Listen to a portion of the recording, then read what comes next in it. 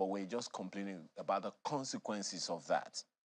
And it's no surprise to many of us, and a good number of people are also raising issues about, you know, how what government needs to do to ensure that this so-called palliatives really do go round. Issues are being discussed at various levels of governance. The National Economic Council had a meeting yesterday, made known their positions, and there are those who are saying, look, there is no way the palliatives are going to be as representative as they ought to be if we do not have empirical data, which should either come from at least the NBS, the National Bureau of Statistics. But then don't also forget that there is that funny issue of the national population census that is waiting on the government, on the federal government's date, whether or not, or when that will happen. I guess we're gonna have to see. Okay, so quickly back to the Super Falcons. It's not a sentimental thing for any of them. They won. Well, not they didn't win, but it was a draw between them and Canada. And guess what? All kinds of reactions are coming forward. A host of Nigerians, netizens in particular, are hailing the Super Falcons, hailing the goalkeeper, even hailing the fellow who got a red card, saying, you know, they did exceptionally well. What do you think? They are Nigerians. And that's one thing about football, about sports for us. No matter who played what role, we don't go ahead and say, oh, it's an Igbo man that scored the goal. Oh, it's that guy from Kano that scored the winning goal. Absolutely not. It's a Nigerian goal, period. Can we let that also go into any and every area of our lives? And our lives will even be better for it, okay? One more thing that I would like to also look at. I mean, we've talked about the price of electricity, of fuel. How about the price of electricity? Thankfully, we hear that the NERC has suspended tariff increase, electricity tariff hike for now. But what I find interesting is a report making the rounds, and I'm hoping that someone will come out and speak to it, that the Nigerian Electricity Regulatory Commission, in its quarterly report, says it exported a total of $50.9 million of electricity, just as its international customers failed to remit $18.29 million in 2022 alone. Yeah, go ahead, pick your calculator and calculate it now. Convert it. Is it by what now? 800? 820 naira to the dollar? Do the calculation and let me know. You can reach us on Twitter right now. And 3 countries are named, Togo, Benin, and Niger. And according to that information, the debt represents the value of electricity supplied to the 3 neighboring countries as electricity export in 2022 alone. Now that for me is something. $18.29 million of electricity, and we are yet to collect the money. Is this part of the reason that we say Nigeria is big brother Africa? I don't know. To the best, well, the much that I know for now, generating companies, electricity generating companies are private. Transmission is public, government. Distribution is largely private. So whose money is that? How significant would that be? $18.29 million back in the country in the hands of the private sector that actually own the electricity that was produced. Just imagine how much that would do for their businesses and how relieved we, the people, might be if we don't have to suffer another electricity tariff hike. I'm just thinking here, maybe I'm just being idealistic, but hey, for me, important things are important things. Also glad to know that, I mean, just yesterday, or was it yesterday, when the president was speaking with the army during that graduation ceremony, and it was just making promises that, look, this is one Nigeria, we have to do whatever we have to do to protect our people. Security and welfare is the primary responsibility of government. Granted, but is there a way you and I can play a role in that? Government has its job cut out for it. Most certainly, absolutely and entirely. But we also have our duties. Section 24, I think, of the Constitution makes that clear. Let's make Nigeria our priority.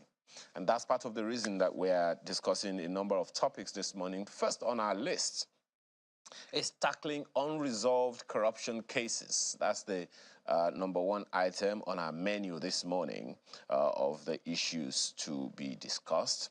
And we'll follow that with a look at the Social Safety Net Register. Quite a lot to unpack about that one. We'll get into it shortly. Lifestyle today is about intentional parenting. Focus on communication. Intentional parenting. I just heard that the first time yesterday. I'm like, okay.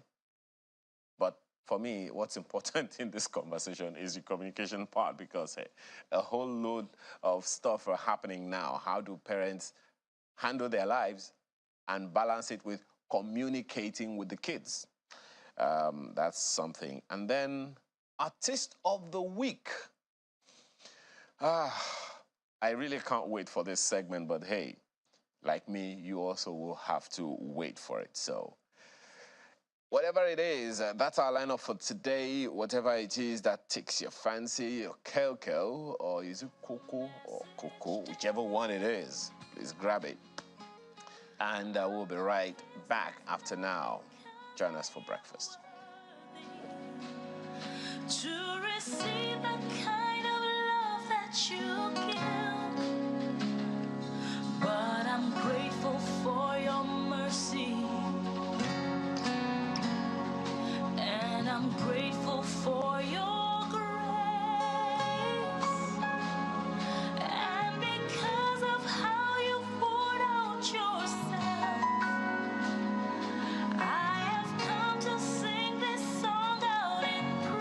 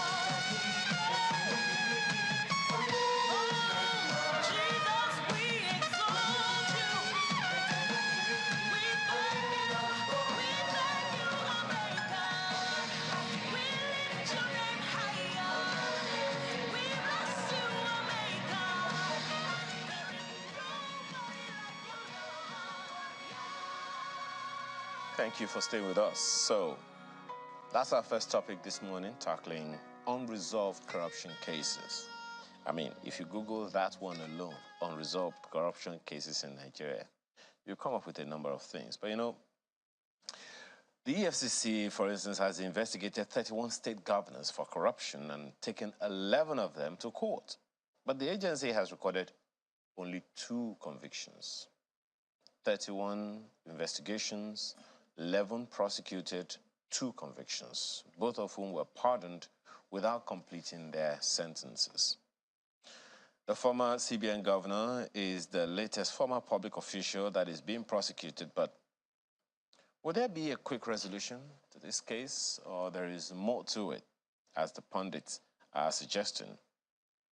The Human and Environmental Development Agenda Header Resource Center in its compendium titled Impunity Galore, a chronicle of some unresolved high-profile corruption cases in Nigeria from 1999 to 2022, highlighted cases of national importance that have been ignored or poorly investigated by the EFCC and other anti-graft agencies, as well as the National Assembly ad hoc and joint committees responsible for investigating allegations of corruption.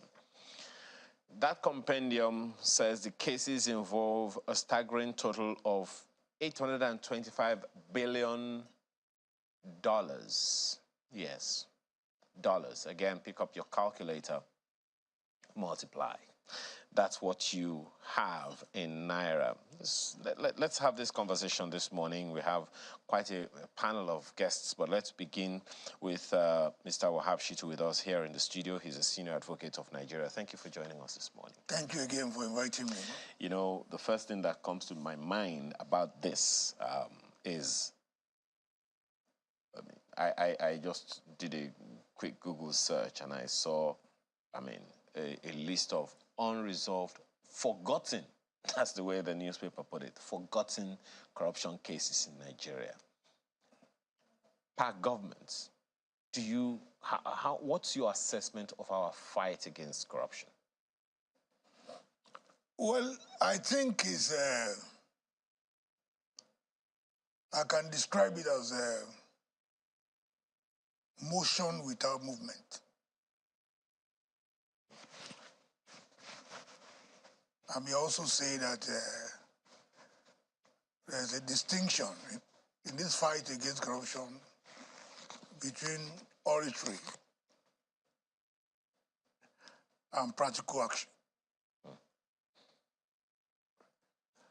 We need to make up our mind whether we identify corruption as a major elephant in the room, and whether we are prepared as a country to confront that elephant, whether we are really sincere about fighting corruption. So with the number of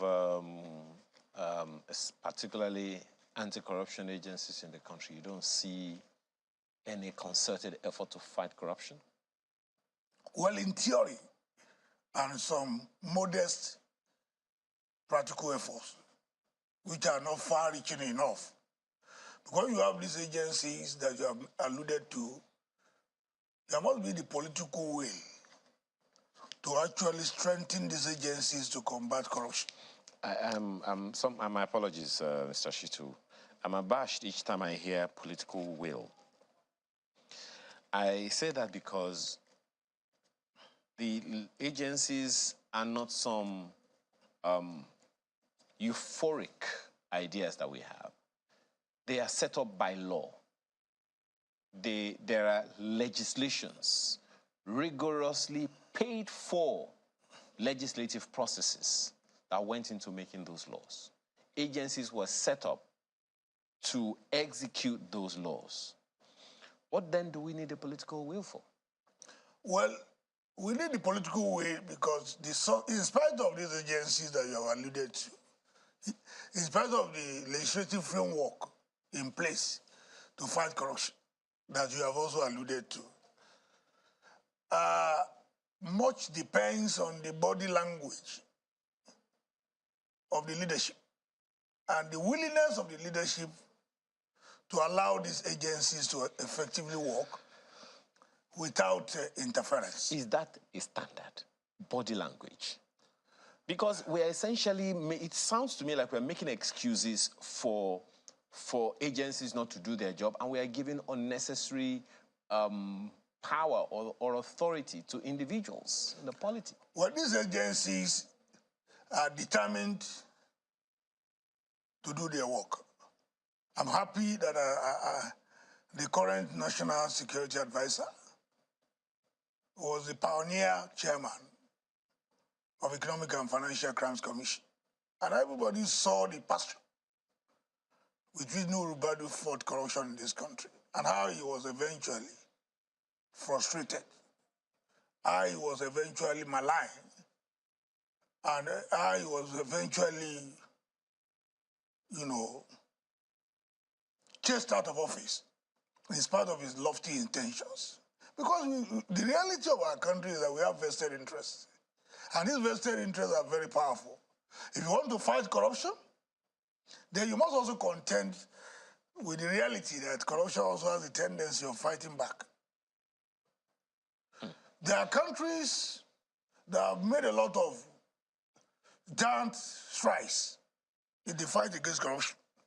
I want to identify Denmark, for instance. Why have they succeeded? It's because the leadership, you see, the last administration, for instance, came out forcefully with an agenda to fight corruption. But what happened eventually? The arrowhead of the anti-corruption fight, Ibrahim Magu, who was the chairman of EFCC, was actually frustrated out of office without any cogent, compelling reason. When you begin to, when the chair of the anti-corruption fight is on the hot seat, he's allegedly he's frustrated out of office for no compelling reason, because some people felt he was stepping on toes. I've been involved, like I said, in this at the level of prosecution since the advent of EFCC. So if I'm talking, I'm talking with some measure of authority.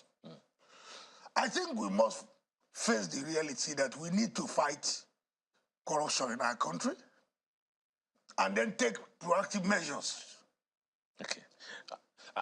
To ensure that agenda that fight is realized. Yes. Yes. Well, Mr. Ashley Emenike has also joined us this morning. He's former governorship candidate to River State. He's also advisor to the immediate past chair Senate Committee on Anti-Corruption and Financial Crimes. Thank you so much for joining us this morning, Mr. Emenike. Well, we began by... It's my pleasure to be here. Yeah. We began by just asking questions around whether or not in the country we are poised to fight corruption, or it's just one of those sing-songs that sound like something the people want to hear. From your experience, particularly being counsel to, offering advice to the Senate Committee on Anti-Corruption and Financial Crimes, what would you say? Would you say that we have a deft commitment to fighting corruption, or it's just a sing-song? Well, I don't think we really have a choice. We have to fight corruption, whether there's a body language to fight it or not, because it's killing the country. Like I keep saying, we're bleeding ourselves to death. I get that, volume. Mr. Emenike. Just one moment. Just one moment. We have to. Yes. That's why we're here. But do you think hitherto it's just a sing-song from government, or there are some deliberate actions that have been taken or are being taken to ensure that corruption is fought? Definitely, there have been very serious, deliberate actions that have been taken.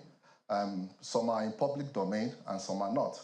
I'm very aware from the proximity within which I worked, especially with the Ninth Assembly. I'm working closely with the anti-graft agencies. There have been massive volumes of recoveries in billions And you don't get to hear these ones because they are possibly done by virtue of, plea bargaining, compoundment. And one of the biggest successes or the targets we need to face is to deprive a looter of his proceeds. And that has been done, but it's not enough. We need to do more. We need to commend civil society organizations. Without them, many of these incidents would have gone unheard, unseen, unknown. For example, what HEDA has been doing, what SERAP has been doing, and several other civil society bodies. We commend them, but we need to go further. In as much as we need to resolve the myriad of corruption cases that are there, I think we should focus as well on the prevention of corruption. There must have been an auditor or an audit trail that would enable volumes of cash to be moved out of the national treasury. What happened to those auditors? What happens to the compliance regime in banks when somebody is moving billions and billions, is lodging checks, 50 million naira checks, 10 every day for every single day for a month. So there are issues we need to look at, not just in fighting the corruption, but in prevention. When we're fighting, in the fight and the issue of unresolved corruption cases, it has to be a tripartite effort.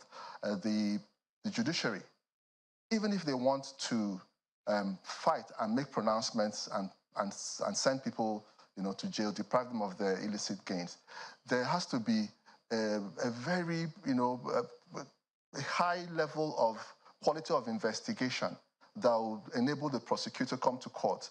And then, and you also have to look at the executive, preventing corruption within their systems. And then you look at the legislature who will keep, the legislations are living documents. We'll keep amending. When you see any loophole, we amend. And that's just about the process of fighting corruption. But recently, I'm quite happy to notice that the Central Bank of Nigeria, with recourse to their CBN Act and the BOFIA, they've released some circular for commercial banks and other non-commercial banks and financial institutions on corporate governance. And that is the key. What we're suffering today is a failure of corporate governance.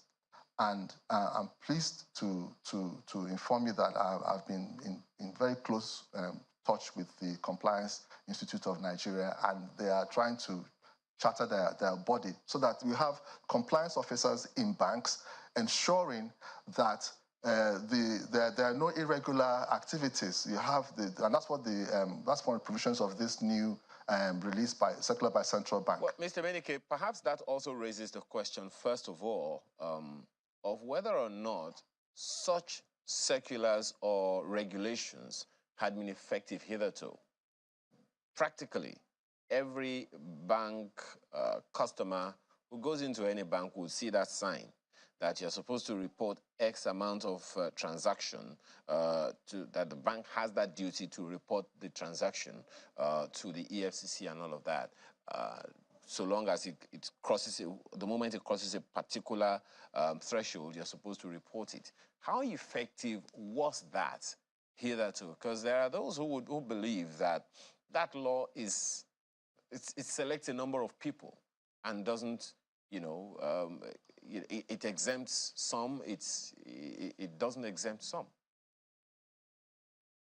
Well, truth be told, the Nigerian Financial Intelligence Unit is supposed to be receiving the suspicious transaction reports, cash transaction reports, and then disseminate the same to the anti-graft and law enforcement agencies. Now, the feedback, the report back, what did they do with those transaction reports, and were those STRs given within the stipulated time limit? I've had cause to send messages to maybe even the NFIU. You need to deploy technology, leaving the human intervention to identify thresholds that raise the eyebrows and say, look, this transaction is suspicious. and then leaving that to a human element. I think we've gone beyond that. Okay. There's AI, there's artificial intelligence, there are technologies that can track, monitor those breaches, and then send the reports automatically to generate those reports and disseminate them to relevant intervention anti-graft agencies and law enforcement agencies. Okay. And well, if they do that, it will help in the fight. Okay. Well, there's an issue I raised with Mr. Shitu, and I'll come back to him right quick. But from your own experience as well, one of the things we were discussing is the vulnerability of the agencies of government that are supposed to fight corruption, particularly the heads of these agencies. Excuse me, I remember when the Olusegun Obasanjo government came into power in 1999, the #1 corruption agency it set up was the ICPC. And for whatever reason, we began to hear some noises about that ICPC, and it kind of lost its teeth at some point. And immediately after that, not too long after that, the EFCC came on board. And so far, even the EFCC itself has been embroiled in one issue or the other. And Mr. Shitu was just telling us that he is well aware of the fact that it would seem like the leadership of these agencies are vulnerable one way or the other. I suspect you might want to agree with him. If you do, what would you say are these vulnerabilities? Because I know, just as you said, you work not only with the security agencies, you've also worked with Senate committee as well. So what are the vulnerabilities of these agencies? I think the vulnerabilities sometimes are self-made. You know, when you expose yourself as a chief executive of an anti-graft agency or a law enforcement agency, and you need to differentiate, there are two different bodies, and they operate separately. And especially the anti-graft agencies should subject themselves to corporate governance. And like I said, it is the failure of corporate governance that has led to the loopholes that have been taken advantage of by people who are, you know, perpetuating money laundering, illicit financial flows, as well as issues to do with financial terrorism. So, and we were of the school of thought that the anti-graft institutions should have internal corporate governance and still be independent. But the CEOs of the anti-corruption agencies tend to sometimes interpret their activities as that of law enforcement. And we have a different opinion in that they have police powers only when they're investigating or when they are prosecuting. But outside that, they don't have police powers. So what do? Internal corporate governance. You have a chief executive, and you have somebody who is in charge of the day-to-day administrative. Let me pause you there one moment, agency. Mr. Emenike. The issue you just raised now, my apologies. The issue you just raised now, I think Mr. Shitu might want to respond to it. I'm pretty sure you heard everything that he said along the line of the vulnerabilities. One of them being that the CEOs of these anti-graft agencies expose themselves.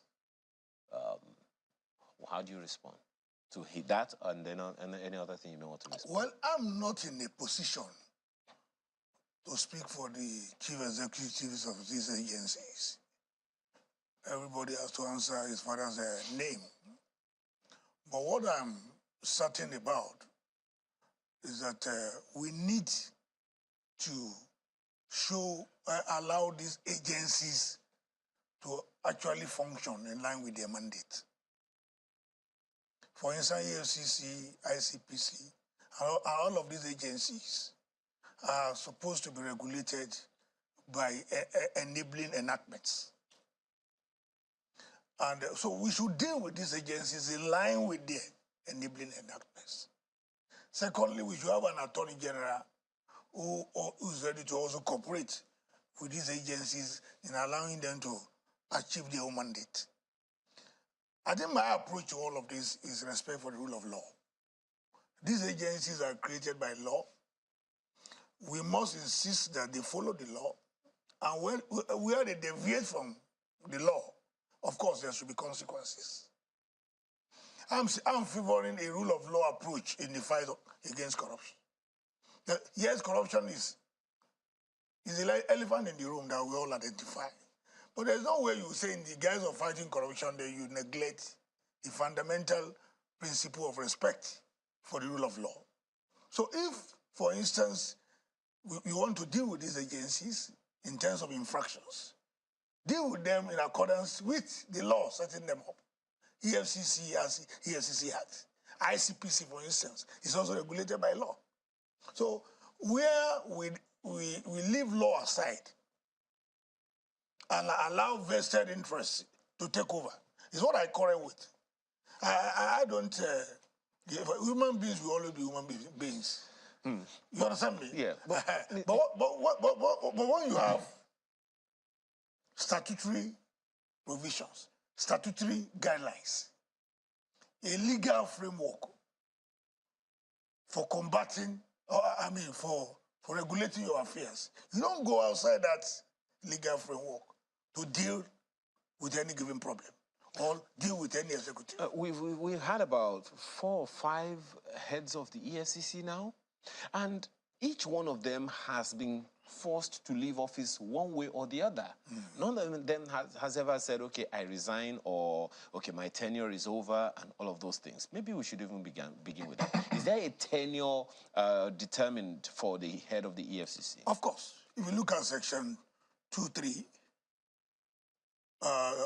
of the EFCC Act, a chief executive of EFCC, chairman of EFCC, is supposed to be there for 4 years. Okay. Renewable. Okay, so that's about 8 years in total. Yes. Now, in the light of the fact that not a single one of them has ever seen to the end of his tenure, even the first term, I don't know of any one of them that has ever spent up to 44 years.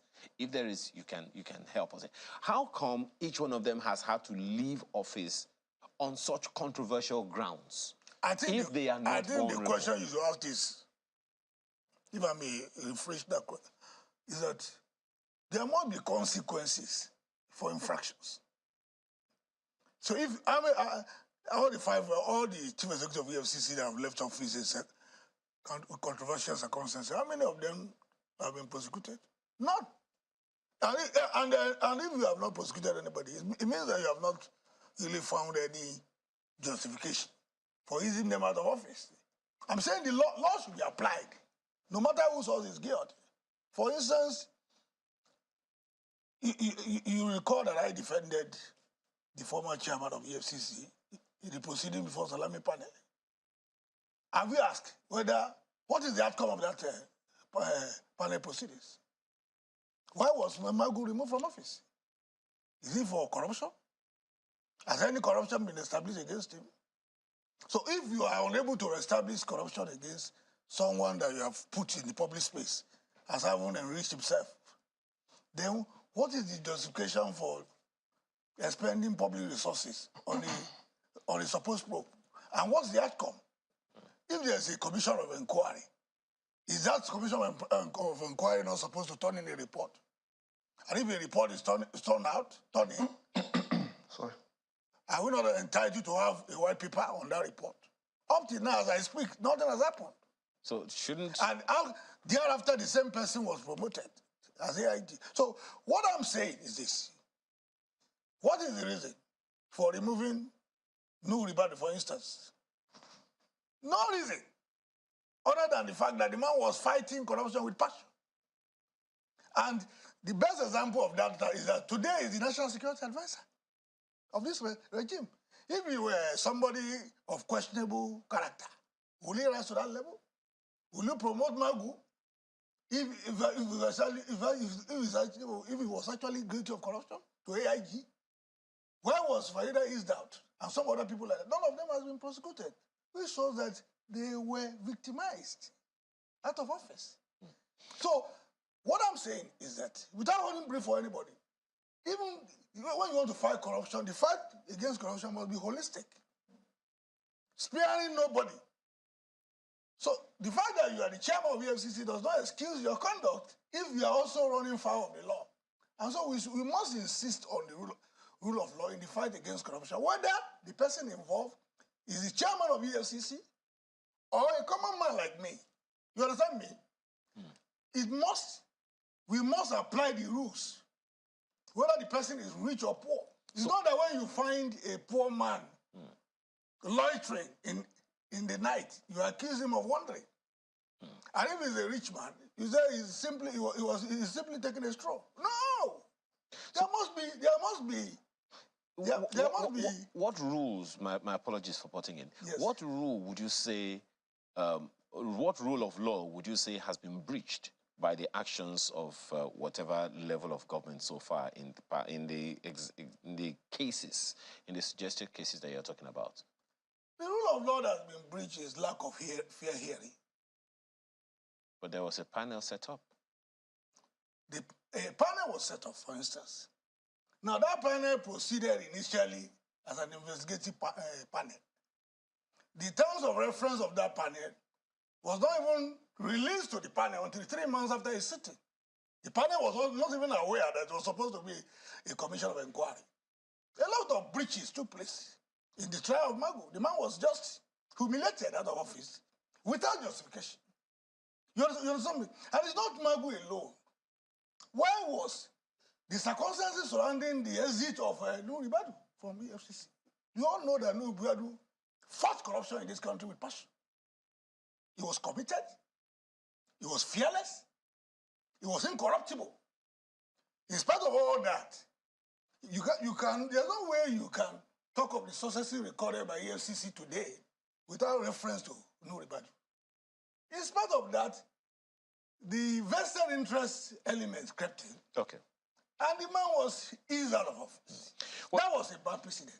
Absolutely. So I think what we should insist upon is that, yes, we must fight corruption.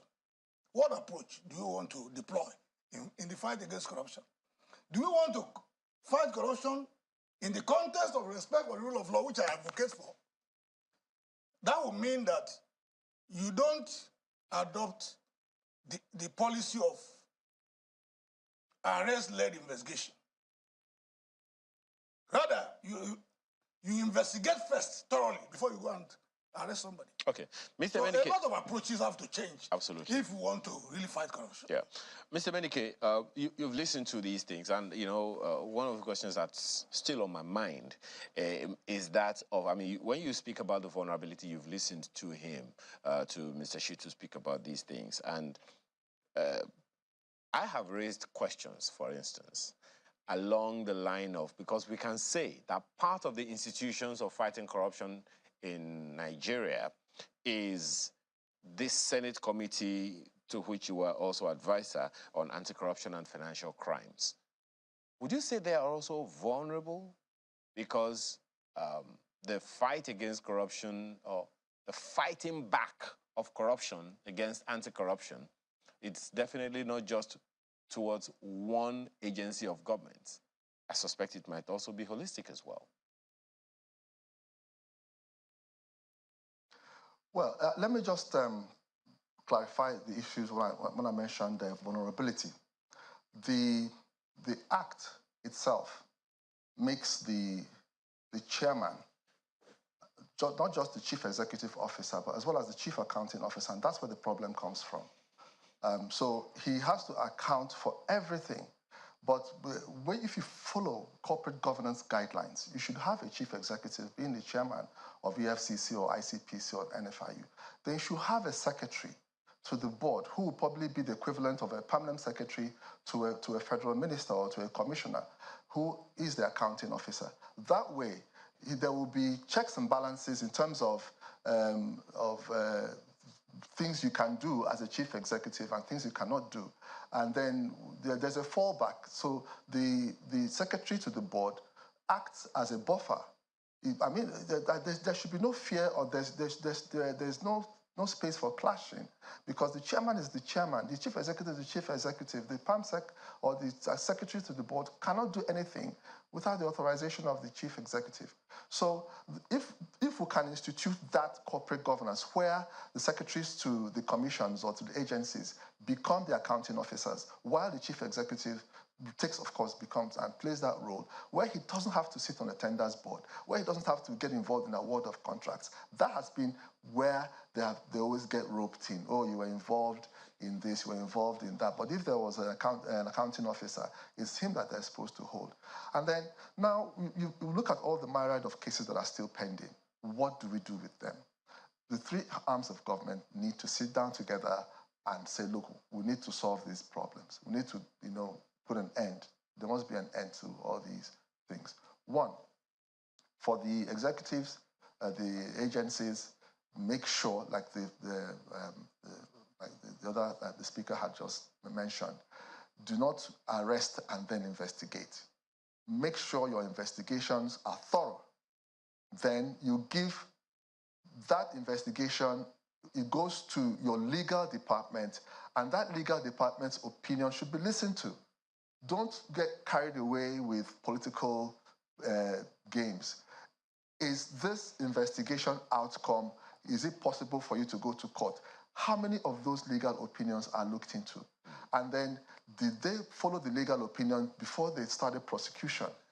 And then again, comes the issue of the enabling legislations. Just one moment, our legal Mr. framework Menike. is Just one moment. Yes. On that issue that you just raised now, when you're talking about those processes and offices that ought to be respected within the anti-graft agencies, it suggests to me that those are some of the vulnerabilities in the entire process.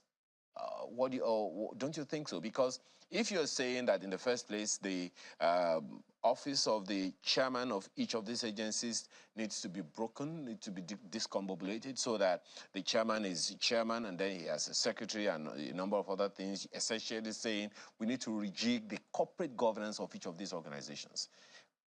As it currently stands, isn't that a vulnerability on its own, given the issues you're raising?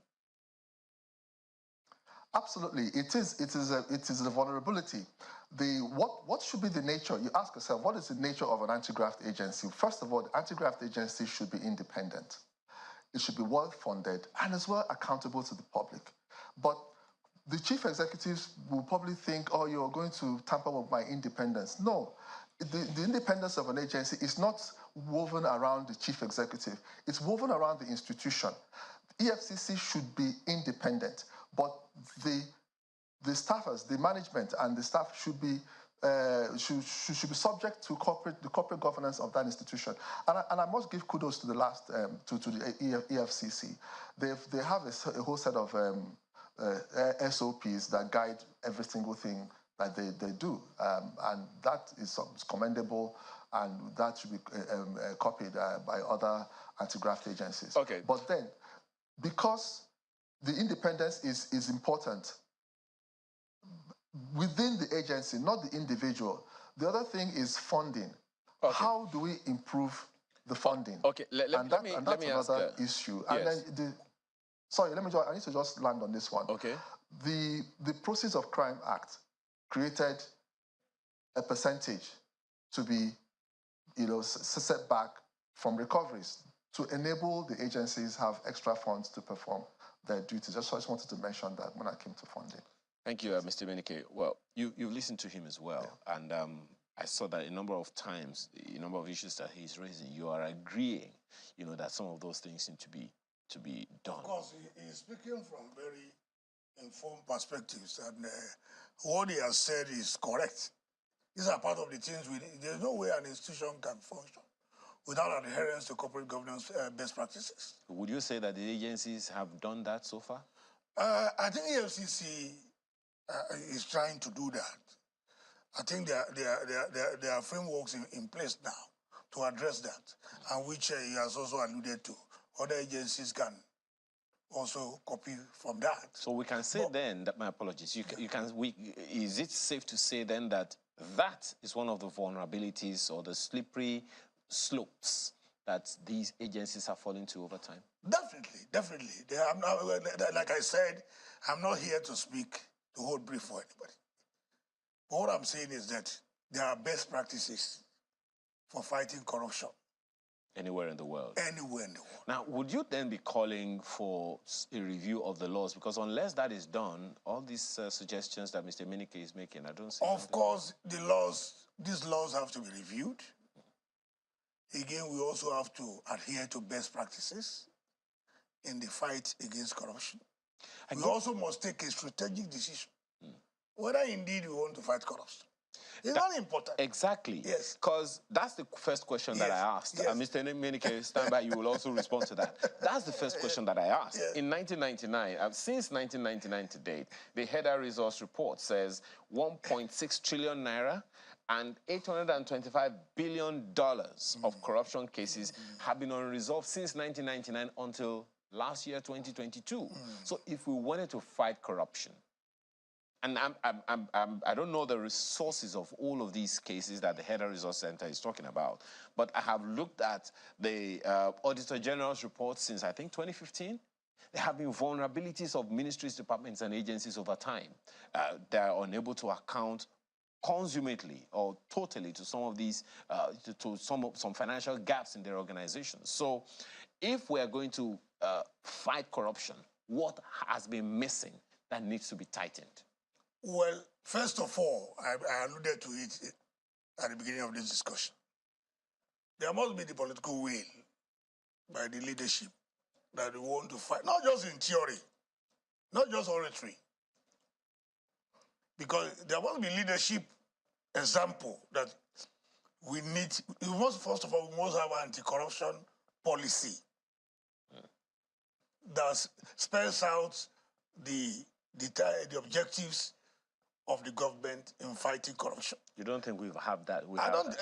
For instance, a lot of work has been done. Let me admit, the Presidential Advisory Committee Against Corruption, led by Professor Sage, did a lot of extensive work, made a lot of recommendations to government.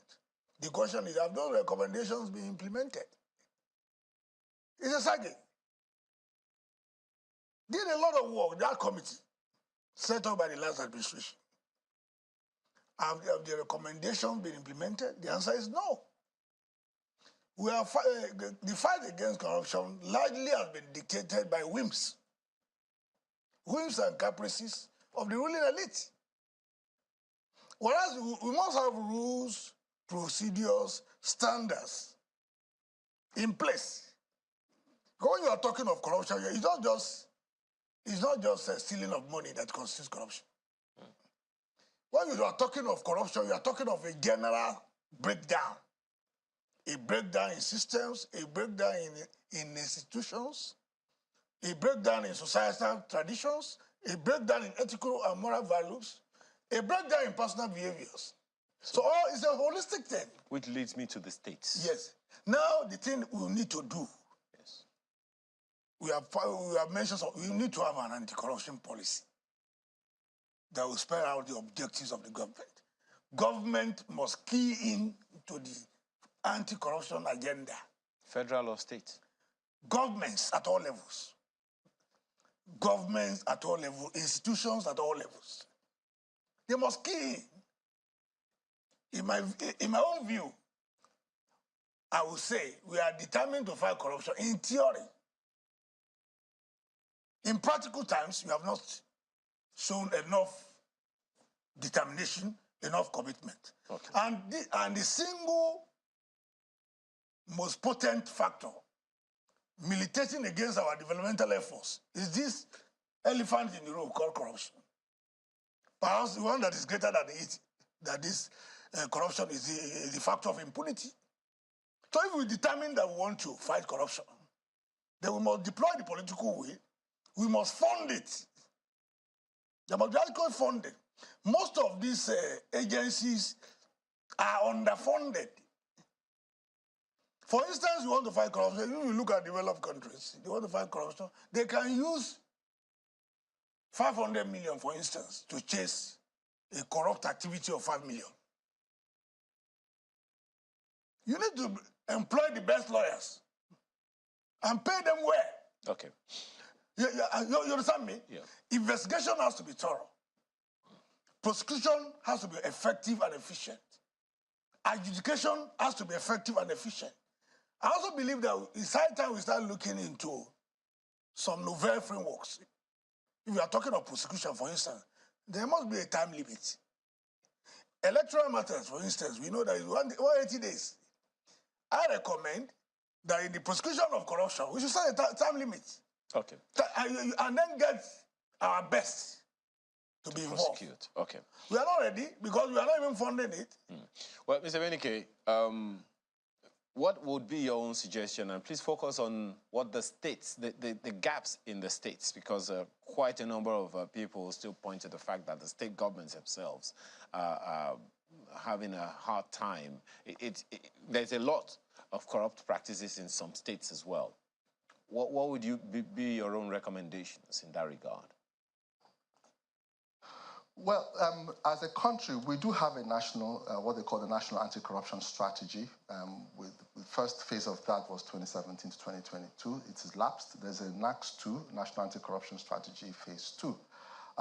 That is awaiting implementation, and it's in the Office of the Attorney General.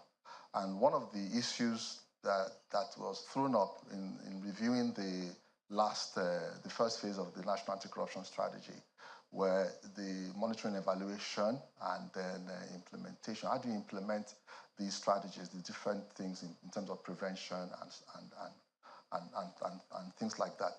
Now, it was very clear that there was a gap between the federal and the states and the local government in terms of implementation of this National Anti-Corruption Strategy. How do you cascade down the issues of prevention, the issues of whistleblowing, issues of witness protection? And the laws are there in different aspects. But now, in implementing the second phase, there are some states now who have equivalents of anti-corruption agencies. Kano State is one, and some other states have enacted their own state-level anti-graft agencies. But the problem that needs to be solved is the state houses of assembly have the powers to make laws and appropriate funds for the working of the state governments. And same thing with the local government, even the local government councils. And should a federal agency set up by federal law have power to inquire without invitation, the execution and how the appropriated funds are looked into? That has been subject to litigation. I think it's still yet to be resolved. I'm aware that some state governments, when they are invited by federal anti-graft agencies, they say, "I'm sorry, we can't come. You don't have any business because you're a federal agency dealing with federal laws. We deal with our own laws, unless, of course, the State House of Assembly invites you. You don't really have any business here." So that strategy, the National Anti-Corruption Strategy, coming down to the state, then going to local government, that has been the challenge, and we need to solve it. One of the areas proposed in solving this gap was the putting together of a body called the Global Organization of Parliamentarians Against Corruption, GOPAC. And GOPAC is for all parliamentarians. It has executive, it has federal legislators, it has state legislators, and of course the equivalents are the local government councils. And through that body, they can be encouraged to enact anti-graft legislations, and of course conduct vigilant oversight on expenditures of the executive arms of their government. And if that can be done, and if all the stakeholders put pressure on the Office of the Attorney General, let's start implementing the second phase of the National Anti-Corruption Strategy. That will be a way forward. And one of the things is funding. Who's going to fund it? The Attorney General is supposed to create an anti-corruption funding strategy framework. That hasn't been done, and once that is done, you will now have a pool within which to use to implement the National Anti-Corruption Strategy Phase 2. Okay. Well, gentlemen, we're running off in about 2 minutes or less. But so your final words, Mr. Shitu, how do we insulate corruption, anti-corruption officials, not just the agencies now, anti-corruption officials? How do we insulate them from being corrupted themselves? The answer is the fight against corruption should not be left in the hands of the anti-corruption agencies alone. So if I'm to answer your question directly, I will say monitoring. You and I can monitor them The public can monitor them. They are public servants. But there has to be a reporting channel. Yes, I'm saying that when you see something, when something is wrong, you see something, you say something, and you do something. You don't say because EFCC and ICPC are set up, they are the only ones statutorily empowered to fight corruption. It's everybody's business. Absolutely. Of course, it's our country. It's either we want to have a country devoid of corruption or want to have a corrupt-ridden country. Okay. Well, Mr. Menike, your final words on the same issue. How do we insulate the officials within the anti-corruption agencies from corruption themselves? Well, we're enacting, the National Assembly, I believe the 10th Assembly will be looking at the issues of the whistleblowing framework. The last night assembly tried to put that within the Public Complaints Commission.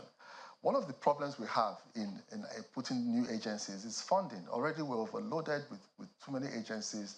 Our science report needs to be, even the white paper and all the committee findings, they need to look into it and know how many of these agencies are actually viable and then review them. So the way forward would be, let's look at the way the whistle is being blown, so to speak. If you encounter an anti-graft staff, agent, and you have a problem, I know the EFCC has what they call the eagle eye, something like that, yes. There should be that whistleblowing thing within the Public Complaints Commission. And there's a reason why we decided that at the Ninth Assembly, put it within the Public Complaints Commission, because they already have offices all over the country, in every state, in every local government. So instead of creating a new agency with new startup money, they're already there. And I believe the 10th Assembly would look at implementing, trying to legislate and put the whistleblowing, so that if there's any evidence of corruption or any staff of the LEAs or the anti-corruption agencies trying to, abuse his office, you simply blow the whistle. Of course, there's also a witness protection bill that's also going to be put together in the 10th Assembly. But on my final note, the myriad of cases that are still pending, the executive, and I have this quiet optimism about this new administration, the executive and the judiciary and the legislature need to come together. How do we clean out these cases? That's another. The lawyers. That's another page. Objections. Yeah, Mr. Menike, that sounds like another page altogether that you are opening in this conversation this morning. But I guess we'll have to leave that for another time. Ashley Menike, former governorship candidate, Rivers State, and advisor to the immediate past chair, Senate Committee on Anti-Corruption and Financial Crimes, as well as Mr. Wahab Shitu, senior advocate of Nigeria. Gentlemen, thank you so much for your time this morning. It's my pleasure. I truly appreciate the effort you made to be here. Well, Sunrise continues right after now with another topic. This one is a lot closer home. Stay with us.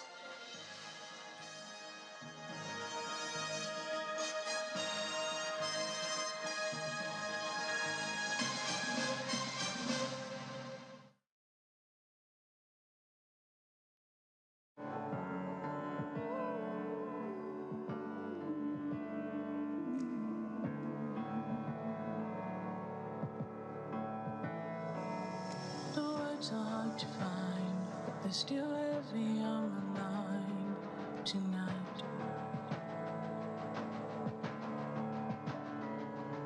The pain is deep inside, but I still want to hide tonight.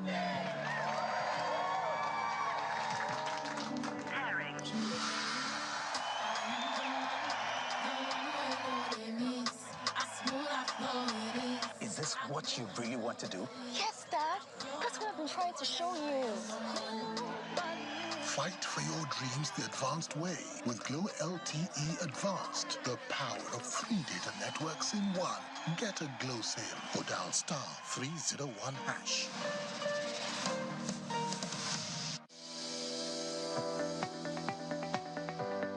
The Duchess International Hospital opened its doors in October 2021. The mission of the hospital is to reverse medical tourism. We take particular care here at the Duchess to bring together a combination of the brightest and the best locally, as well as Nigerians in the diaspora who are interested in returning to do very good work for the benefit of our patients here in this country. The good thing is that we have all international expertise here, all international facilities here, international people working here. Everything is coming together in a space which was considered not great in terms of the availability of healthcare. Axis Bank, of course, has been able to provide us with a robust range of products and services that has enabled us to deliver that standard and quality of healthcare that is integral to our mission as an organization.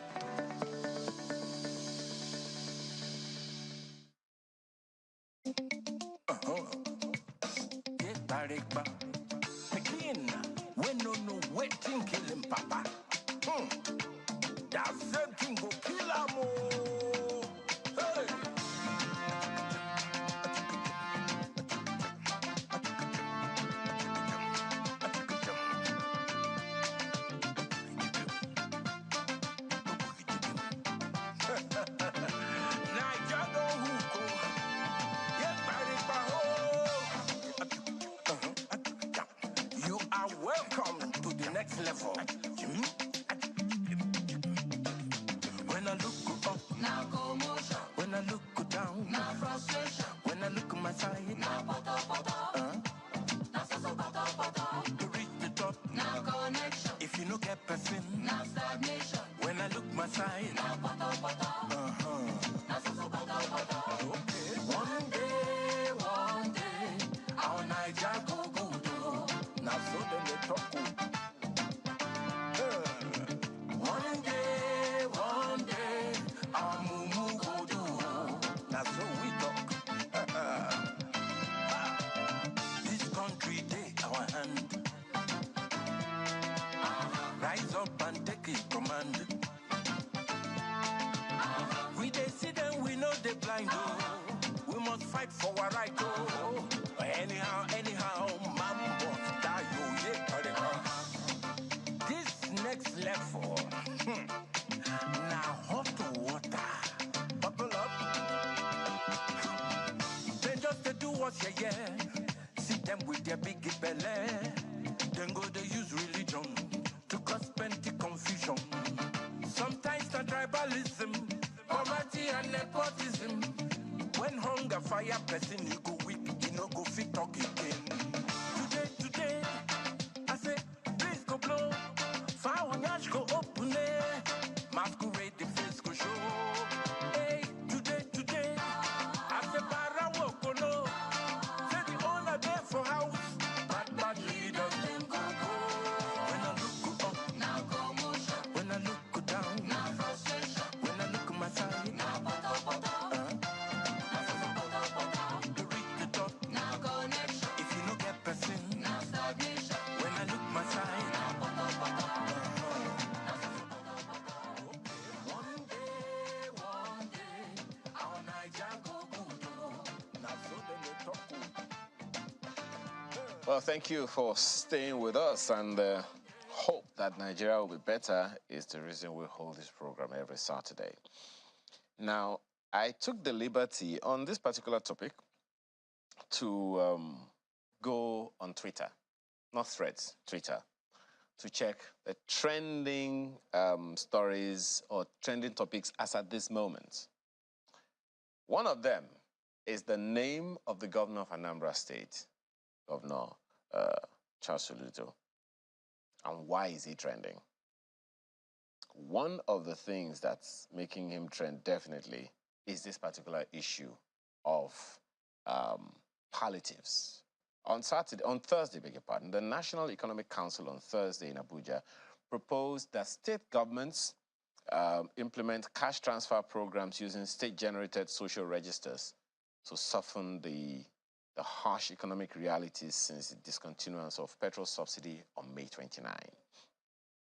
Of course, for some, this is different from the National Social Register, which as of 2023, this year, has captured more than 61 million vulnerable Nigerians that are eligible for various government social programs. Now, Some believe that unless we get a credible data institution like the MBS to compile the register, the social register, this new register that is being talked about for state governors, from state governments, will also have integrity issues, because integrity issue was the challenge with the previous National Social Register. So the NASCO, that is the National Social Register system, and community wealth ranking is one other thing that a number of people are also considering. A lot of issues are packed into this constitution. So the National Social Safety Net Coordinating Office, that's the NASCO, was established in 2016 by government in partnership with the World Bank to strengthen social safety nets and social protection system in Nigeria as a core strategy to help to end extreme poverty and promote shared prosperity. There have been questions around that. Let's have conversations around that this morning with a panel of three. Ayokwara Kwaka Apera is a country director, FHI 360 Nigeria, is former national coordinator, National Social Safety Net Coordinating Office, NASCO, in the Office of the Vice President. You will please help me, correct me if I didn't quite get that name correct, but you're going to have to help me with that later on. Reverend David Ugolo also joins us this morning. He's Executive Director, African Network for Environment and Economic Justice, as well as Sulaiman Arigbabu, who is Executive Secretary of HEDA Resource Center. Gentlemen, thank you so much for joining us this morning. So I'm going to start with you, Dr. Apera. That's easier to pronounce. How did I do with your name, first of all? So I hope I've not corrupted it. You tried. The name is Yowakwa. See? I deserve a beat. Yowakwa. I deserve I deserve a negotiated award. Okay. Well, let's get into the conversation.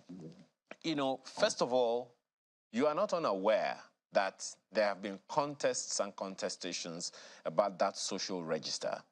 It is disturbing to know that something, maybe you want to first of all tell us, what's the history behind that register and how was it compiled? Because there are those who are wondering, a lot of work has been put into it. Why just discard it simply because we think it has integrity issues? I'll start by, thank you very much for having me. The first thing I want to say here is that, unfortunately, we live in a country where if I am not the one in charge or responsible, whatever happens, I will have doubts about it. That's a syndrome that has unfortunately been the burden of our country. And the statement by the governors, with all due respect, it's rather unfortunate, because when you question the integrity of a register that is developed by the state governments themselves, then it leaves a lot to be desired. But I'll leave the challenge to government to the chief CSO who is on this call with us, David Ogalo, because I'm not.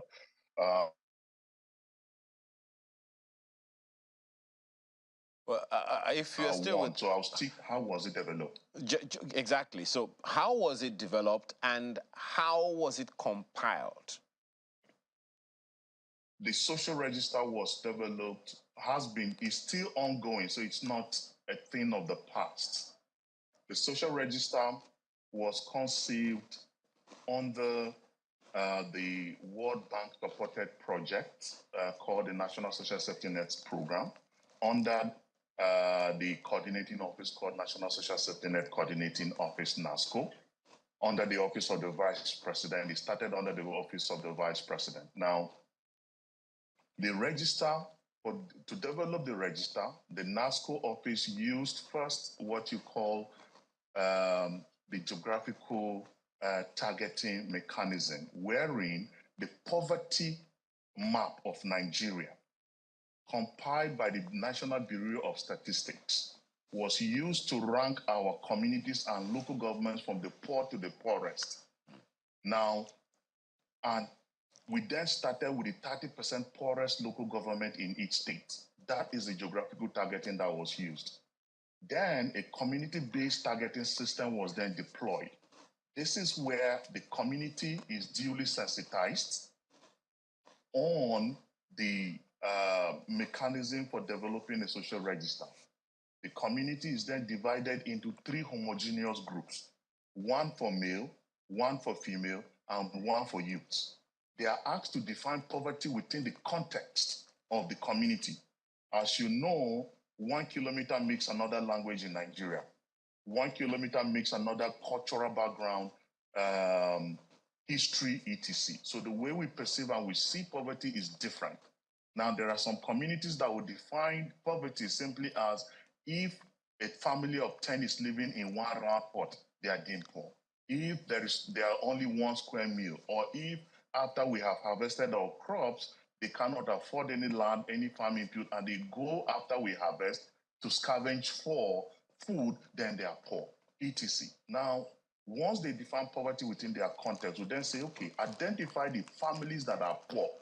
So the male group will list the families that are poor within the context of that community. The female group will list the families that are poor within the context of the community. And then the youth group will also list. We'll bring all of the community into plenary, and then we'll harmonize the list. So male group will say Hassan or Olufemi family is poor, because in the male group, we define poverty as the family that cannot afford to send their children to school. And so this is the family we know they are poor.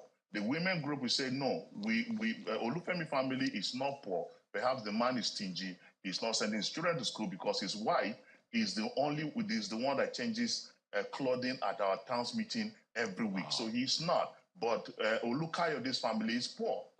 So this debate will go on with the family, and the family will come down with 1 single list. We call the harmonized poverty list of that community. The community will then select 1 male and 1 female. 2 of them will sign off on this list. These 2 people become the focal persons for that community as far as the social register is concerned. And this is where the integrity of the social register lies. So in over 178 communities that the social register has been developed, each of them have a community list signed by the community focal persons. Now, once they sign this list, the local government staff and each of the 775 local governments have a community-based targeting system domiciled in the Department of Community or Department of Planning of each of these local governments. The local government team will then take this list and hand it over to the enumerators. The enumerators will go with a tablet, computer assisted, with a checklist of 138 data sets, indicators, and sit with the family.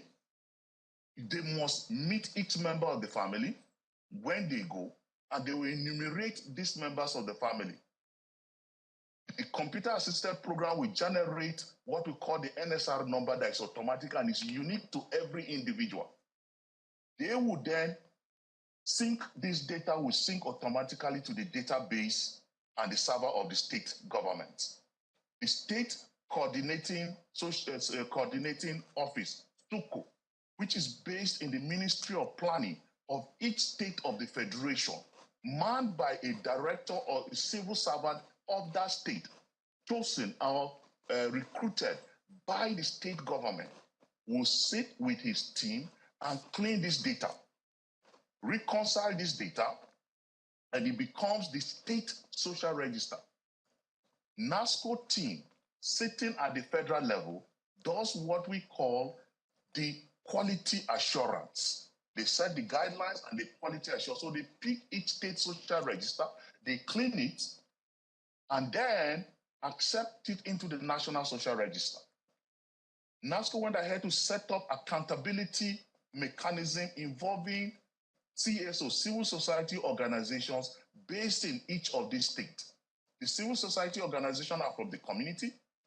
They understand the context, they understand the issue. They randomly pick numbers from the social register and go back to the field and confirm each and every member of this family.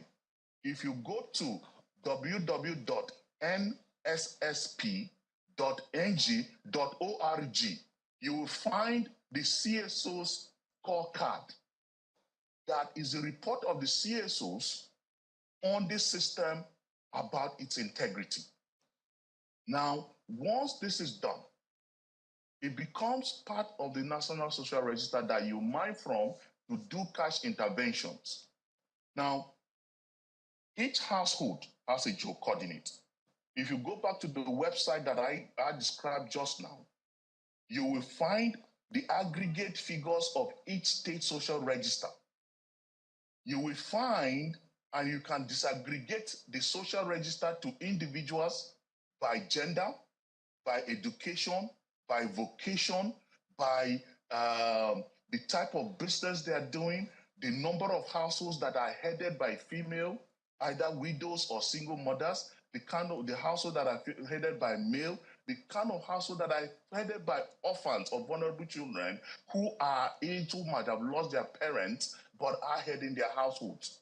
Now, in the social register, we also do what you call the community profile that clearly states, and it is also the information on that website, how to get to that community, access road to each community of the federation.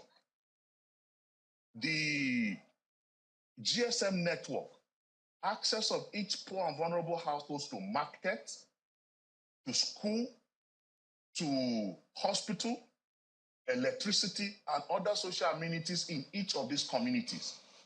The social register also has the altitude dimensions where you can map clearly even flood areas. So it's a rich database. For those who are wondering, most comprehensive. My apologies, Dr. Yes. Pera.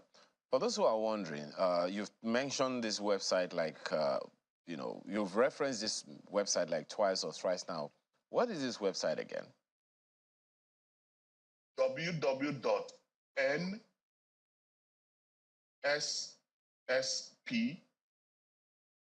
Okay.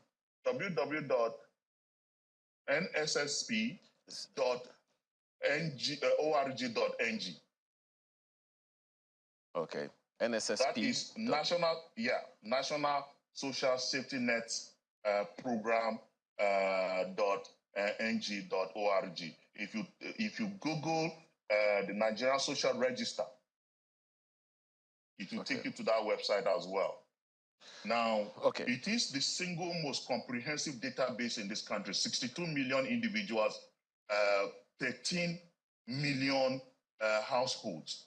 It is the biggest social register in the world. And we started developing this register in Brilliant. It is up there with us. 15 million poor and vulnerable households across the country. Now, it only started in 2016. Yet at 2016, we had single registers, state registers in about 12 states. In 2018, I came in as the national coordinator. We'll come back to you, Dr. Apera. Just one second. Let me also take on Reverend Ugolo, who is Executive Director, Africa Network for Environment and Social and Economic Justice. Once again, Reverend, thank you for joining us. Now, 8,000 naira, that's the only thing many people remembered about this before the president called for a review, which the National Economic Council, which comprises of governors, the vice president, and a number of other individuals, sat at a meeting to discuss in the course of the week. What's your take on the position of the National Economic Council on the National Social Register?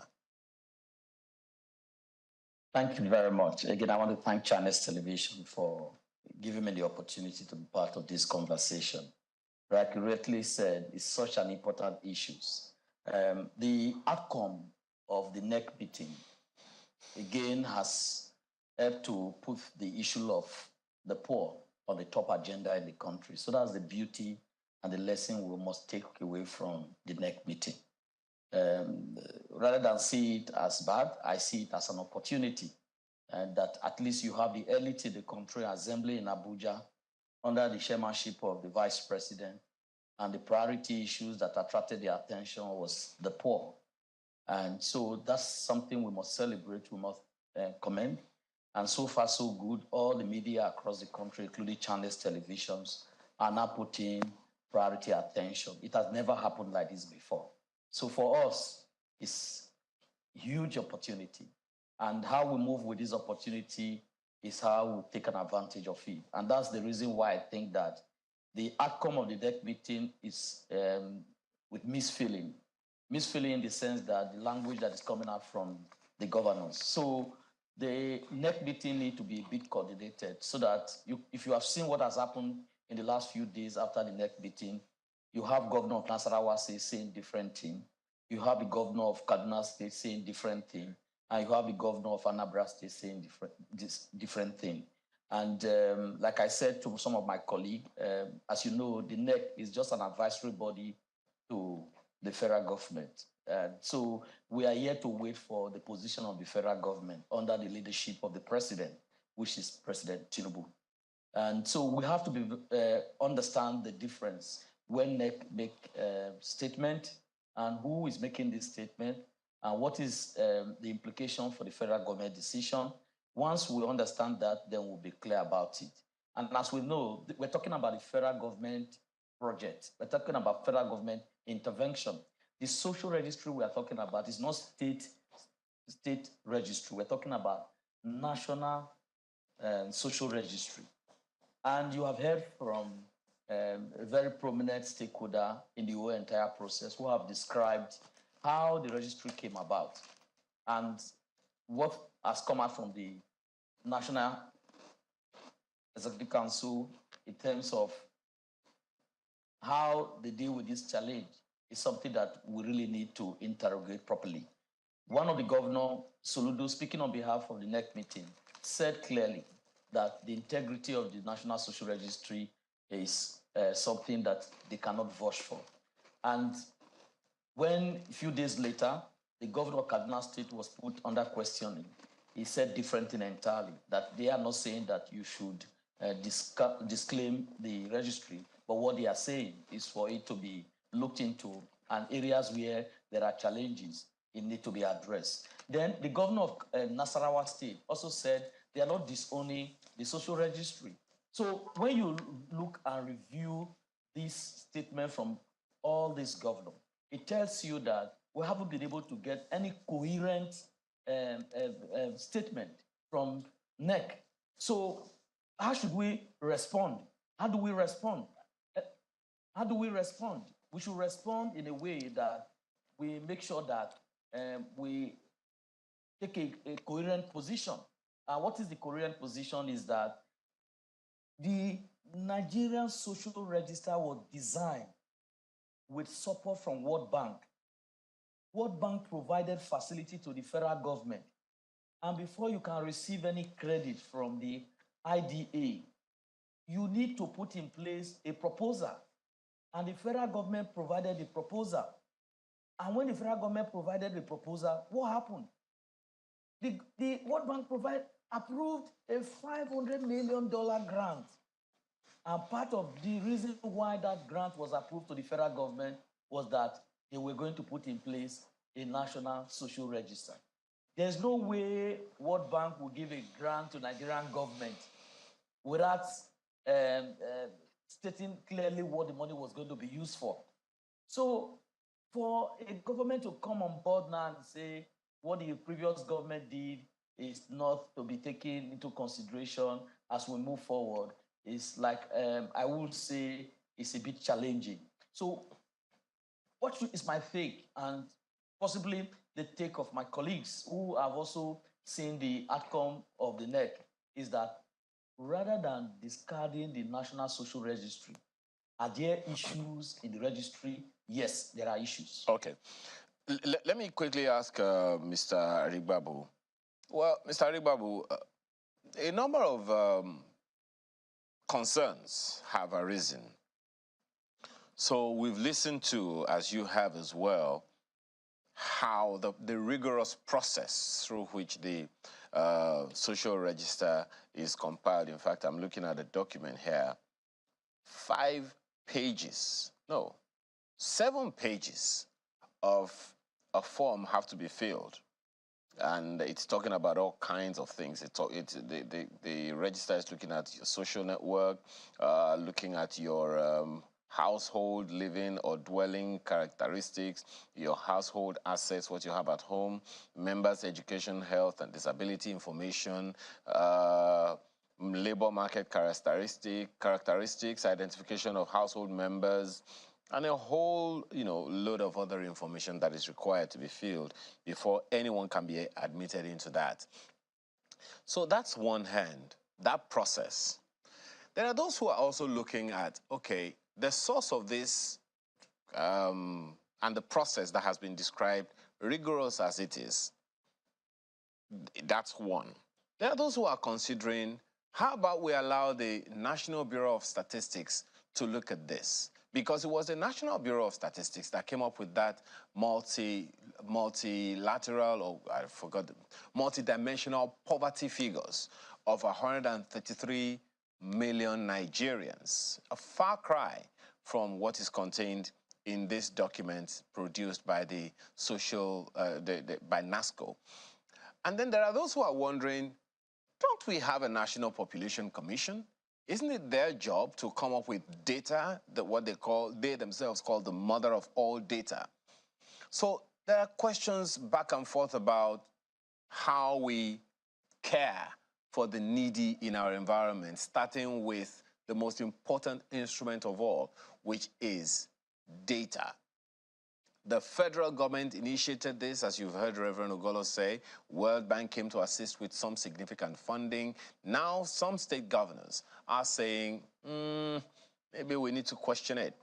Is it significant that about 50% of governors in office today are first-timers, and consequently, whatever rigorous activity that may have gone into it may not be known to them, or there is something that a number of people are not getting about this whole thing?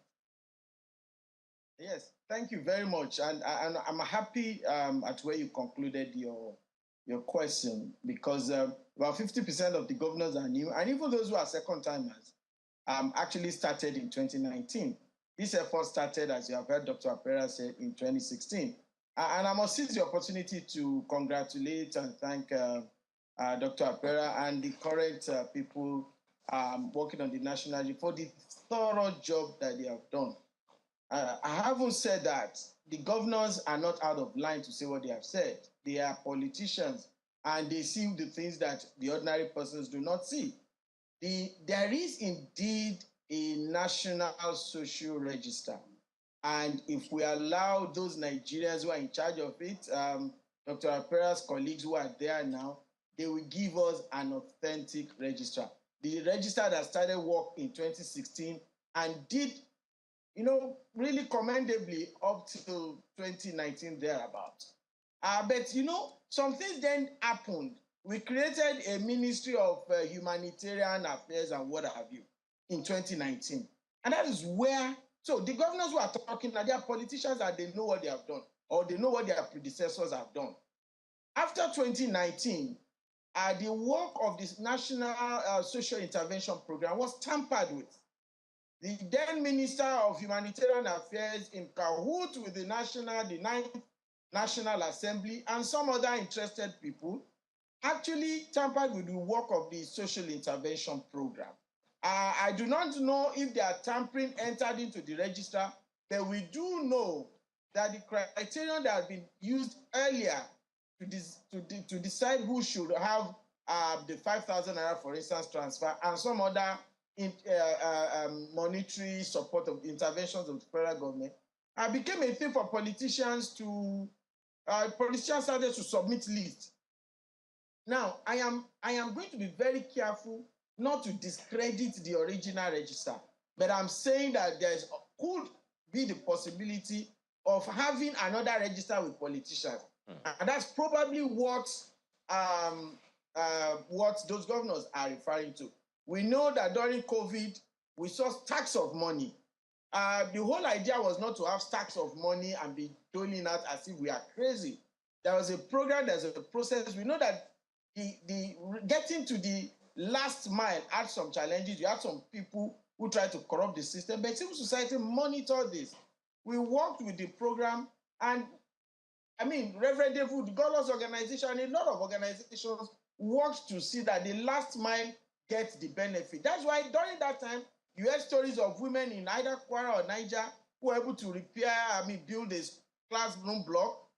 Somewhere in Yobe, women were able to buy a car so that they can transport pregnant women to hospital without having casualty and all of that. So this money meant a lot to people. But when politicians got hold of the process, and that happened after 2019, a lot of things happened. Let's not run away from that. Okay, very interesting. Dr. Apera, you want to respond to that? The fact that there could be another list somewhere else, which could be and responsible. So if the governors are saying that... Okay. Just one moment, Mr. Aribabu. We lost connection with you for a moment. So, Dr. Apera, how would you respond to that, the likelihood of some other list that is probably being used? Consequently, and of course, naturally, it will be pushed forward as a social register. How would you respond to that? First, I'll respond by distinguishing between a social register and a beneficiary register. There are so many beneficiary registers. Fortunately, I was the national coordinator while in the office of the vice president up till October 2019. And when all programs under the vice president at that time were moved to the Ministry of Humanitarian Affairs, I was still the national coordinator. The National Social Register was protected by the fact that it is tied to a condition of the World Bank loan. Now, because of this, it was completely separate from the social investment programs. So the social investment programs have their various beneficiary lists, like the JEEP, the Empower, the school feeding program. And then the Ministry of Humanitarian also did what they called at that time Rural Women Cash Transfer, which has their beneficiary list. All of these were separate completely from the National Social Register. The National Social Register maintained its integrity, maintained its independence, and maintained its neutrality because of that World Bank condition. Because the World Bank also set up monitoring mechanism that also included a private audit firm that was also auditing those in the register, confirming that they are actually the people and confirming that they are cash transfer. The second distinction we must make is that the social register is not a cash transfer register. The cash transfer have a beneficiary register. For the federal government, 5,000 naira cash transfer that was there up till June 2022, when the project initially ended, drew from the World Bank loan. And the condition of that cash transfer to Nigerians was that it must be mined from the social register. Now, that is the second. Now, the government also then agreed with the World Bank for a NAP scale-up for that cash transfer program. So this distinction needs to be very clear. Now, on that, my apologies, Dr. Apera. When you say no problem, there is a difference between the register and the beneficiary register, how are they different? Now, a social register stands as a register of the poor and vulnerable, as a database that gives access to vulnerable and poor families and individuals to access any social benefit.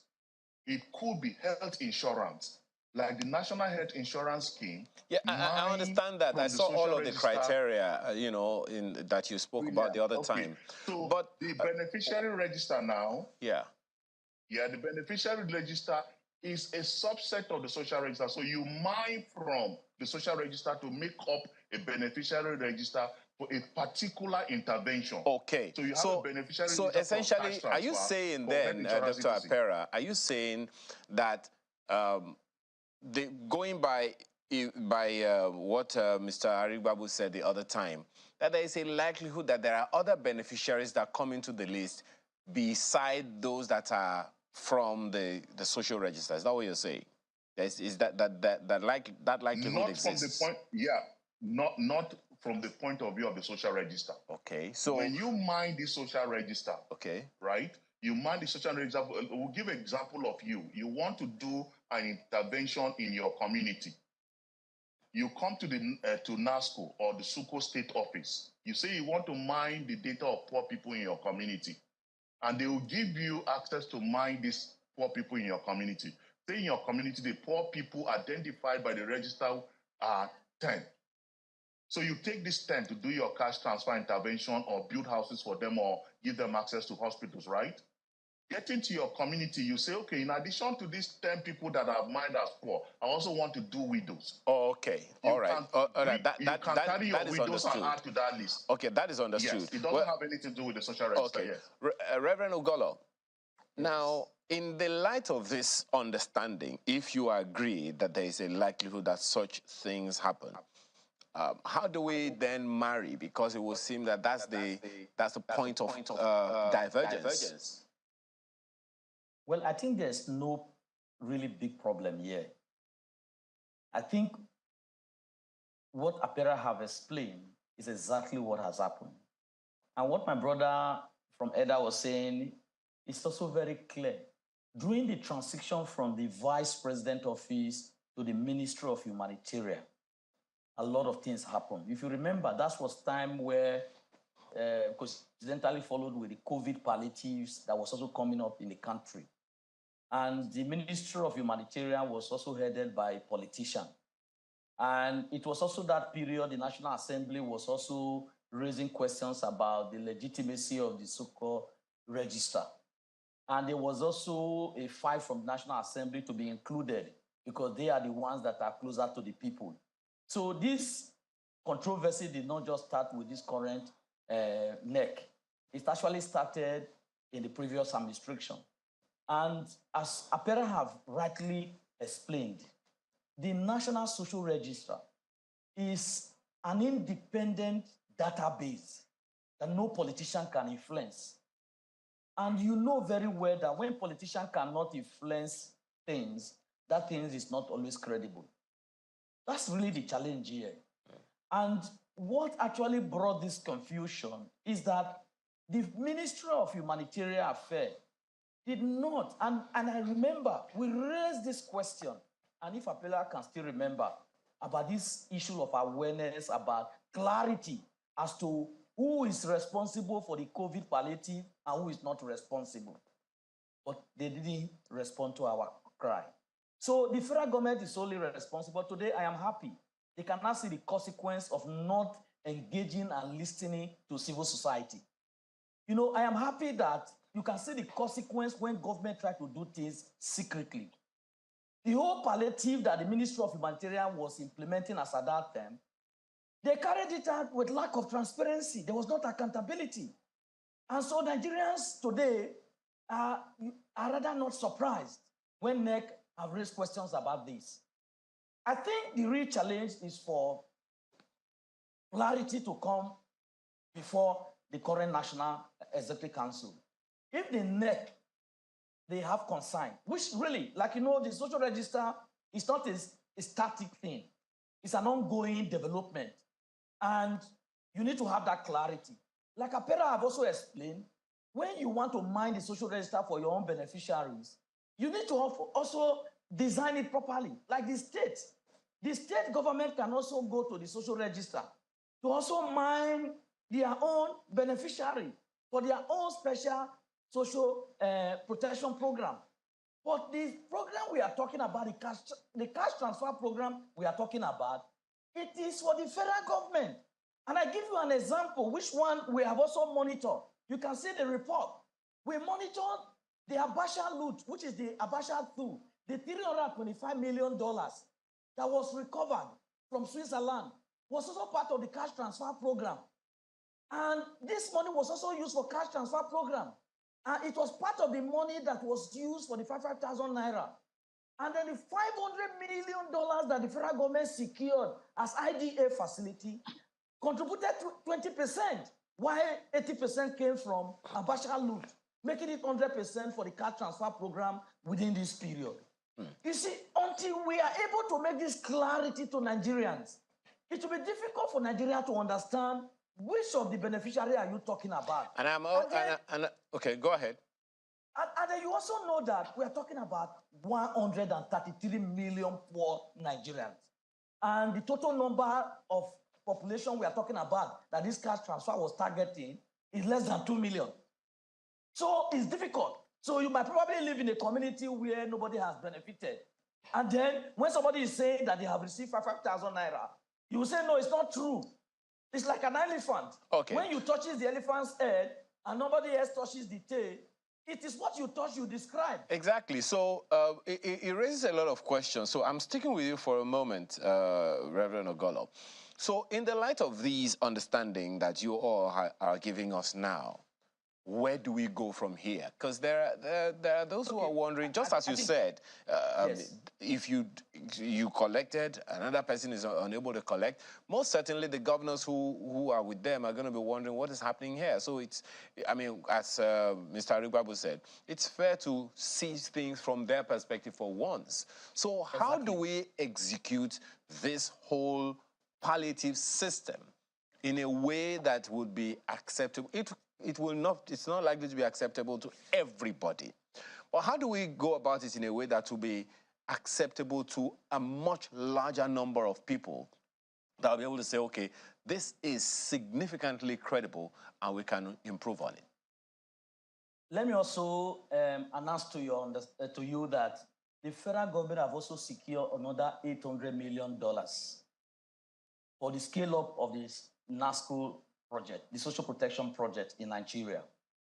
And what it means is that more resources will now be available. So, and for the federal government to secure that facility, it was based on this social register. And like Apera rightly noted, I think there is an opportunity for the NEC to call for an independent forensic audit of the current Nigerian social register. There's nothing wrong about it. It's possible that some people that were enlisted into that database, they are dead. It is possible some of them that were in that database that have benefited, they have moved on. They have improved in their status. They can no longer be seen as poor. So there is an urgent need to look into the register, clean it up, and then I am happy. And I want to encourage the NEC to continue to show more concern and more interest.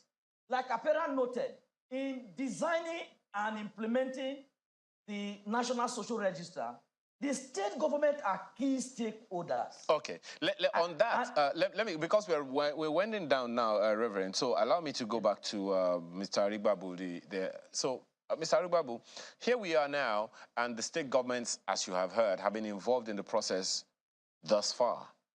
Governance is a continuum.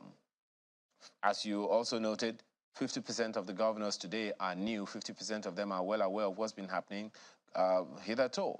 Now they are calling for their own registers. What are your fears?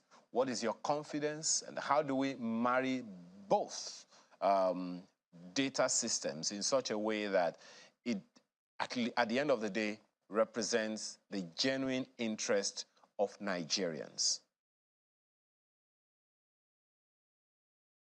I think you are muted. Yes, thank you very much. With due respect to Dr. Apera and his team, let's be clear. The social register is not a theoretical thing. It's meant to be harvested by government, by individuals, whoever wants to make interventions. So some of the things we have mentioned ought to have in mind, the participant, the beneficiaries ought to have in mind from that social register. And I'm telling you, I'm putting it straight to you, that a lot of things that government eventually did from 2019 was actually done by politicians, a lot of beneficiaries. Exactly. Because the reason we are having all of this conversation is because government has brought in another 800 million and is about to start sharing. And sharing for who? This is the reason why we are talking about the register. And we are saying that there is a credible register that can be used from somewhere. If they have other criteria by which they want to add other people, let's be clear about it. That is one. These governors will say the things they are doing because don't forget, in some of those states, parties changed, and states changed from one party to the other. In some, not the candidate of the previous governor. So politicians want to settle their accolades. They want to settle those who worked with them. They want to be the ones in charge. They want to be the ones to be seen to be giving this bounty so that they can use that to claim, electoral benefits later. Now, coming to government intention of sharing, whether it's 8,000 or it's 15,000, I know that there's nothing we can say here that will change the mind of people we have in government. Government seems to have its mindset. But I want to say that at least let them listen for once to popular opinion. Even if you cannot go back entirely, let's do a 60-40 share and see which one works best.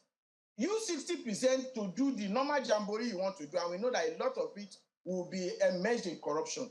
But at least the remaining, use it to intervene in the transport sector. In major cities, make transportation. We are not saying that make free transport. But in the past, when we had, even under the military, we had labor transport, we have all sorts of things. Make this available. Go to major hospitals. The Luth of this world, the Uniben, the federal institutions, go there, even if it's just the cost of X-ray that government is going to offset for citizens who are poor for the next 6 months. I tell you, it's going to make a lot of intervention in people's lives. Go to such institutions that directly service people and where people are not able to afford. Put these monies down there, put systems in place to ensure that the money gets to those who need it, and appeal to those who don't need it not to access it. We are not saying that people should go and access cash. If somebody brings their child and they need simple malaria drugs, you can make it available in designated hospitals that people can, so that in the next 6 months, give us real palliative that will really touch the lives of citizens. Not everybody, like Reverend Golo noted, just about 2 million. Not everybody will get on that register. Not everybody will get this 8,000 or 15,000 or 5,000. But there are some things that can really help people where it matters. Not every money should be left to the whims and caprices of politicians or political appointees who are in the end not accountable. Those who managed under the Buhari regime, they are not here to account for the things they have done. And now citizens are being told to make further sacrifice. So this is what we are trying to avoid. We know that there is a social register. We know that it was painstakingly put together. We know that it's still going to be there for us to be. We are seeing that now the government is about to do another round of intervention in the system. Let's not just leave it to because they will not use that your own social register, Dr. Pera. They're going to use that of the politicians. And that's why the governors are crying out. They don't want it to fetter the nest of their opponent. But aren't you appeased, Mr. Arigbabu, by the explanation Dr. Apera gave the other time, that there is the social register and then there is the beneficiary register? So I am actually saying that the reality is that there is a social register and we know it. And we know that if government wants to be sincere, they will always go to this register to do some of their most critical intervention. Now there's also a beneficiary register. But what is the process of putting this together? That is what I am telling you. That the process of putting that together is largely 80% by politicians. The ninth Assembly, the 9th National Assembly, the state governors then, many of the ministers under the Buhari regime were the ones who submitted names of these people because they want people to hold them some benefit at the end of the day, to be seen as their benefactors. And this is what we need to correct. This is why these governors are shouting. They also want to become the benefactors of the people so that they can claim the electoral gains later. All right, let's begin to wind down now, gentlemen. We have less than 3 minutes to conclude. So, Dr. Apera, in conclusion, what would be your final thoughts and perhaps recommendation moving forward? My final thoughts, perhaps with more time, would have at least also explained the multidimensional poverty survey by NBS that stated that 133 million Nigerians are multidimensionally poor. NBS also released the absolute poverty head count in 2020 that states that 40.2% of Nigerians are under poverty, which means about 82 million Nigerians. Now, the absolute poor are 82 million. With COVID, 90 million. NASCO has 62 million of those in the social register.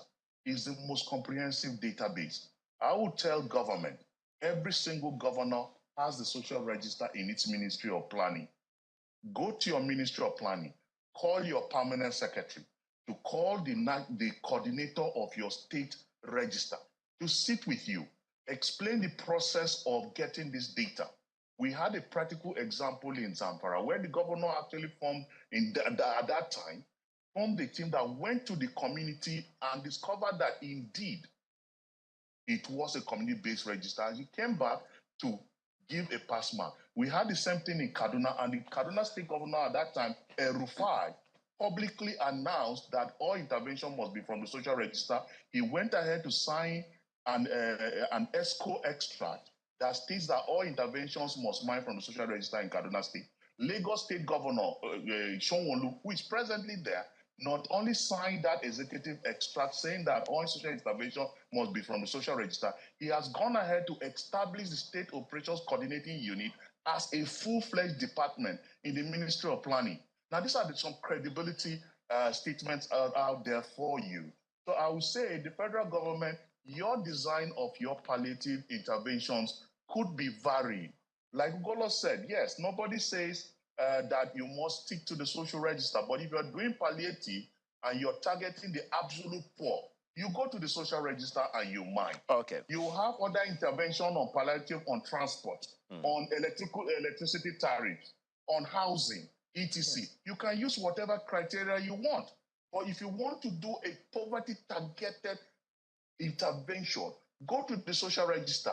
Each household has a geo-coordinate. Okay. Anybody can pick that geo-coordinate and trace the individual and put a face to the money that you're giving them. Okay. It has that accountability issues that you can also mention impact and show Nigerians the effect and impact of your intervention. Okay. That's what the database gives you. So I would encourage them to do that. Okay. Reverend Golo, your final words. I would like to appeal to the governors, the 36 state governors. I look forward seeing them also looking into their state budget and see what amount of resources they can allocate for social protection. That will again send the political signal that they are putting their mouth where their money is. Okay. Thank you. Thank you so much. Mr. Arigbabu, your final words.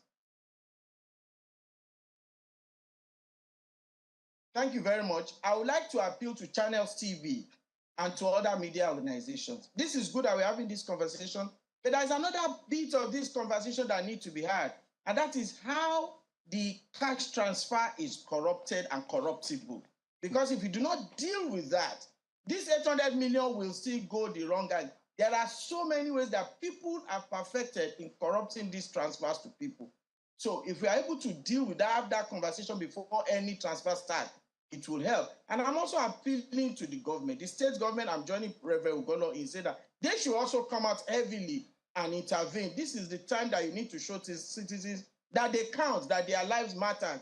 And for the federal government, please use part of this money to do social intervention in the health sector, in the transportation sector. And let us now check at the end of the day, which has really impacted most on Nigerians. Is it the one that you invested in their social well-being or just the transfer?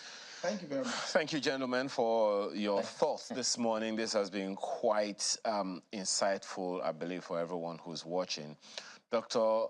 Yowakwa Apera, Country Director, yes, I got it this time, I know. FHI 360, Nigeria, former National Coordinator, National Social Safety Net Coordinating Office, NASCO, Office of the Vice President, as well as Reverend David Ugolo, who is Executive Director, Africa Network for Environment and Economic Justice.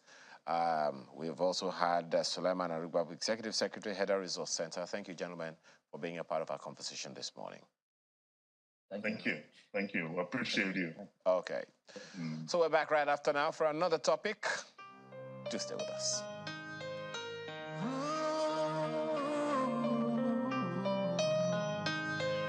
Bring it on, bring it on. You, bring it on.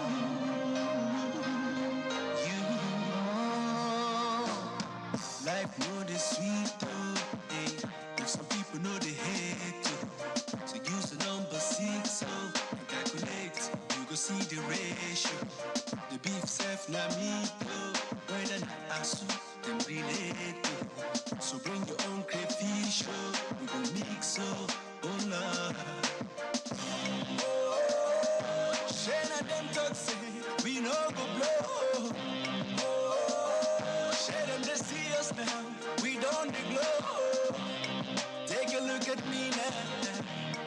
Take a look at me now. Running things in this town. Can't you see? I don't care who you are, where you're from, what you do. Just as long as you're chasing money, do what's right, never give up on it. Bring it on, bring it on. Are you ready? No matter how you try, don't you ever fall. Keep your head up high and standing tall. Bring it on, bring it on. Are you ready? No matter how you try, don't you ever fall. Keep your head up high and standing tall. Rising, rising, rising. Keep it high, rising, rising. Bring it on. This life is not easy. So much hustling and bustling. Everyone is struggling. So make you know they believe, say. Since everyone is chasing, you're never gonna make it. Never say no, never give up. Keep your head up, standing tall.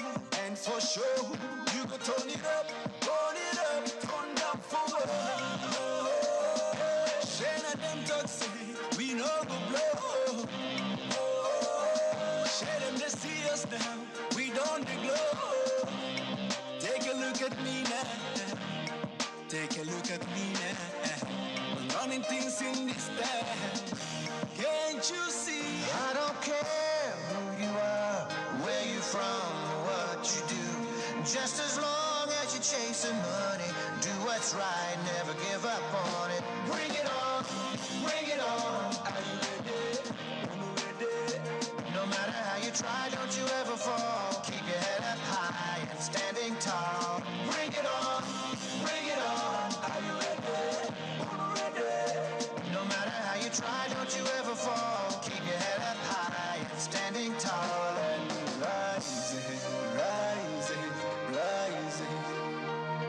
Keep it high, rising, rising.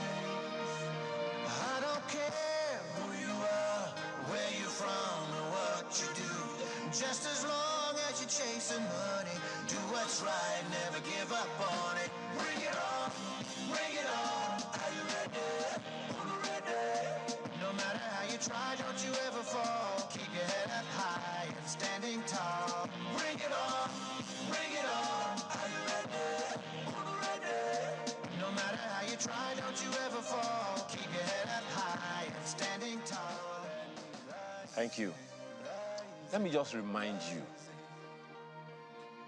parenting is a lifestyle. Yes. In case you don't know, you think it's a responsibility. Yes, it is, but it's a lifestyle. So let us establish that. And many people may not even be aware of that particular fact. Now, as a parent, someone who is parenting, someone who is occupying a parenting role, you play an essential role in your child's life, in their successes, in their failures, in their vulnerabilities, in their opportunities, whatever. You are the single most important influence in that child's life. So it's something that I just learned yesterday in discussing, the topic at hand, that intentional parenting is an approach where you strategize to build a healthy parent-child relationship. So that's the kernel of our conversation this morning. We have Blessing Oladimeji, who is a parenting associate with us this morning. Thank you so much. Thank you for having me. Good morning, sir. Okay, I've given just a line to introduce intentional parenting. Please give us the expanded version. What is that? Okay, thank you for having me. Yeah. So I would say intentional parenting is likened to what a farmer does. Oh. So, a farmer has seeds and they want to plant it. So they have to be intentional in knowing the kind of soil they'll plant, the time they'll plant. So that's what a farmer does, is what a parent does. Children are like seeds in the hands of parents. And we have different children, the same way we have different seeds. So there's a bean plant, there's the orange seed. They're not the same. Even the beans, there are different kinds of beans. There are different kinds of beans. So the situation surrounding all of them are very different. So intentional parenting is what a farmer does and says, okay, I have this seed. Where do I plant it? How do I do it? How do I nourish it? How do I nurture it? So that's what a parent is also doing with their children, intentionally knowing how to have an end in mind. Because a farmer that keeps going every time is planting, because he's going to harvest. So he has a certain period, so he needs to put in everything, all the qualities to make that happen at the end of the day. I am glad you are using the analogy or metaphor of a farmer. The farmer puts in all that it can put. Yes. So the farmer has variables it can control. Yes. But then there are also variables the farmer cannot control, e.g. weather. Very well. Climate change. Very well. In the case of the parent farmer, economic conditions, fuel price increase, seriously, etc. Honestly, they cannot control. So find a way to factor all of that in first as to how the parent gets that done, how the parent is able to manage that intentional parenting in the space of those uncontrollable, or rather, the variables he or she cannot control. Yes, so right now in our economy, our economic reality right now is the major thing we're talking about is the removal of the fuel subsidy. For now. For now. And as at May 29, we're still buying fuel at 168 naira. Right now, this week, I think it became 570, thereabouts. So this is something that that was May, and we're just in July. So this is something that we're not able to control. So I would say parents... And we didn't even factor in at the beginning of the year. We didn't even know what was coming. We didn't know what was coming at all. So these are things we call disruption, transition. So right now, parents are going through a transition. Or let me say, everybody in Nigeria, we're going through a transition. And transitions will keep happening. We can't avoid transitions. It's to continue to happen in different forms of life. And communication with children in this situation is this. Because transitions will continue to happen, it's good we communicate it to our children. When they go to a new school, a transition has occurred. When they have a new teacher, a teacher just leaves. A transition has occurred. So they have to adjust and adapt to that situation. So it's the communication that you have with your child that will help you to guide them through and let them know that in life there are some circumstances that they cannot control, such as the ones we have found ourselves in right now. Sometimes parents they want to go for a PTA meeting or they want to go for a child's event, and the child is looking out that my dad is coming, my mom is coming, but traffic just happened, and the parents sincerely was on their way to that school, but they were not able to make it down because something beyond their control happens. So that's why I always believe in having conversations with children so that you let them know that sometimes things don't work out as you plan. And sometimes things work out as you plan. But the best thing is keep planning. Okay.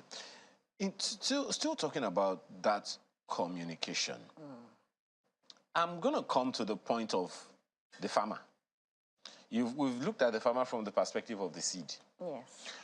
We're still going to talk about the farmer himself or herself. Who is doing the planning? What the frame of mind, the circumstances of experience, of existence, and all those things.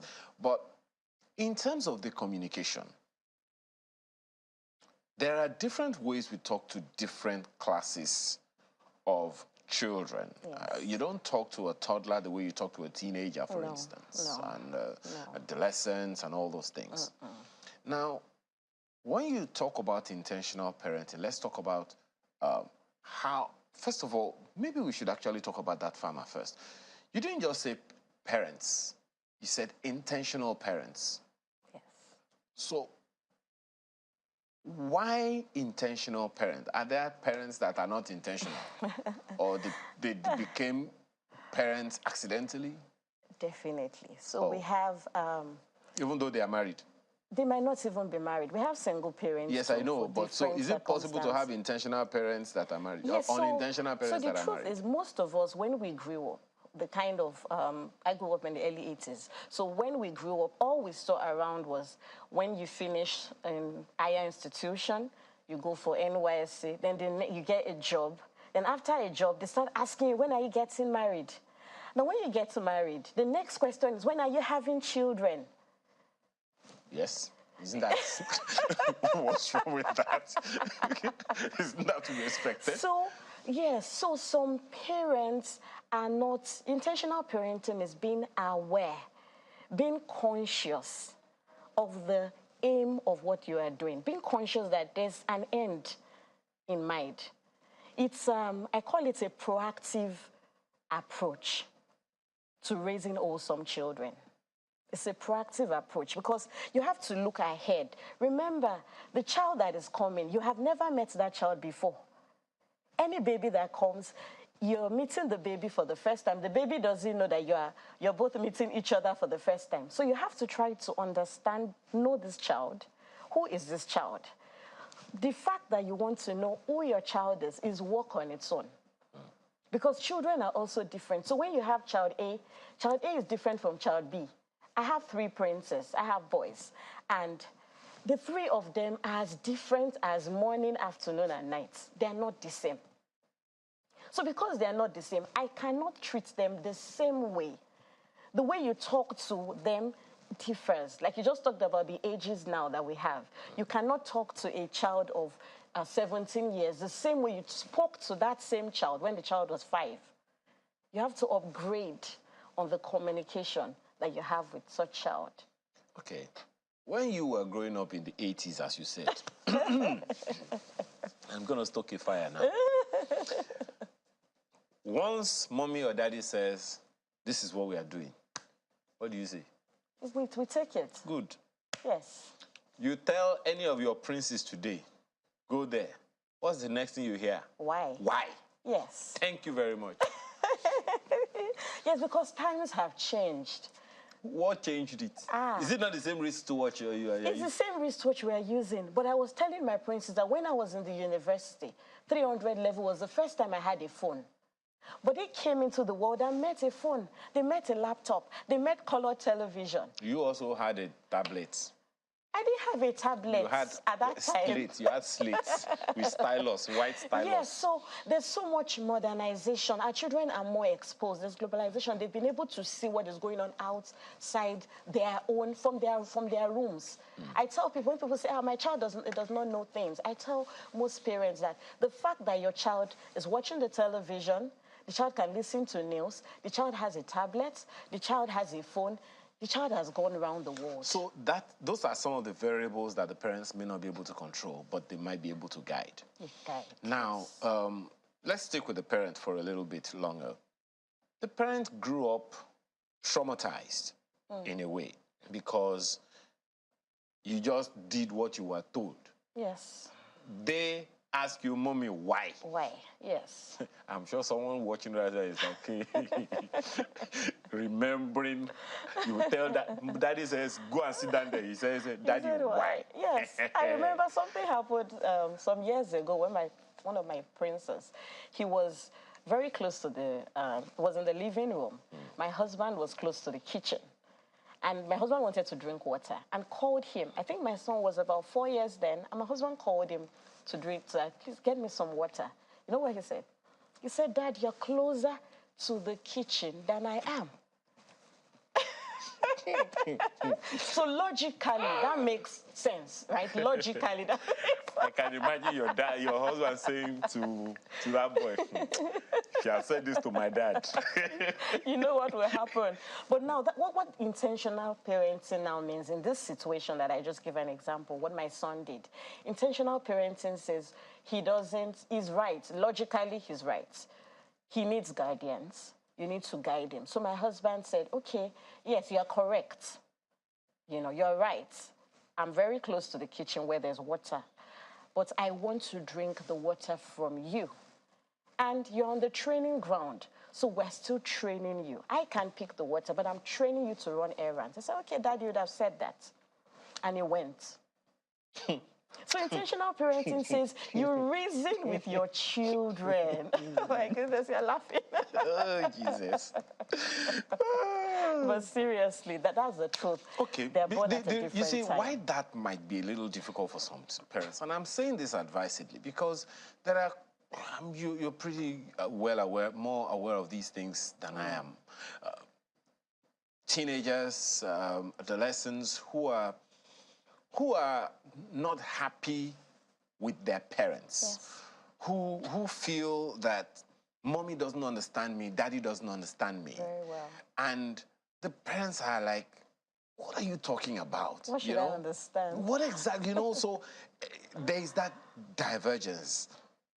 And we just spoke about, the upbringing of the parents and then the children that they are themselves bringing up now being completely different. And some of them had said to themselves, some parents have sworn, the way I will raise my child, So these things are our realities.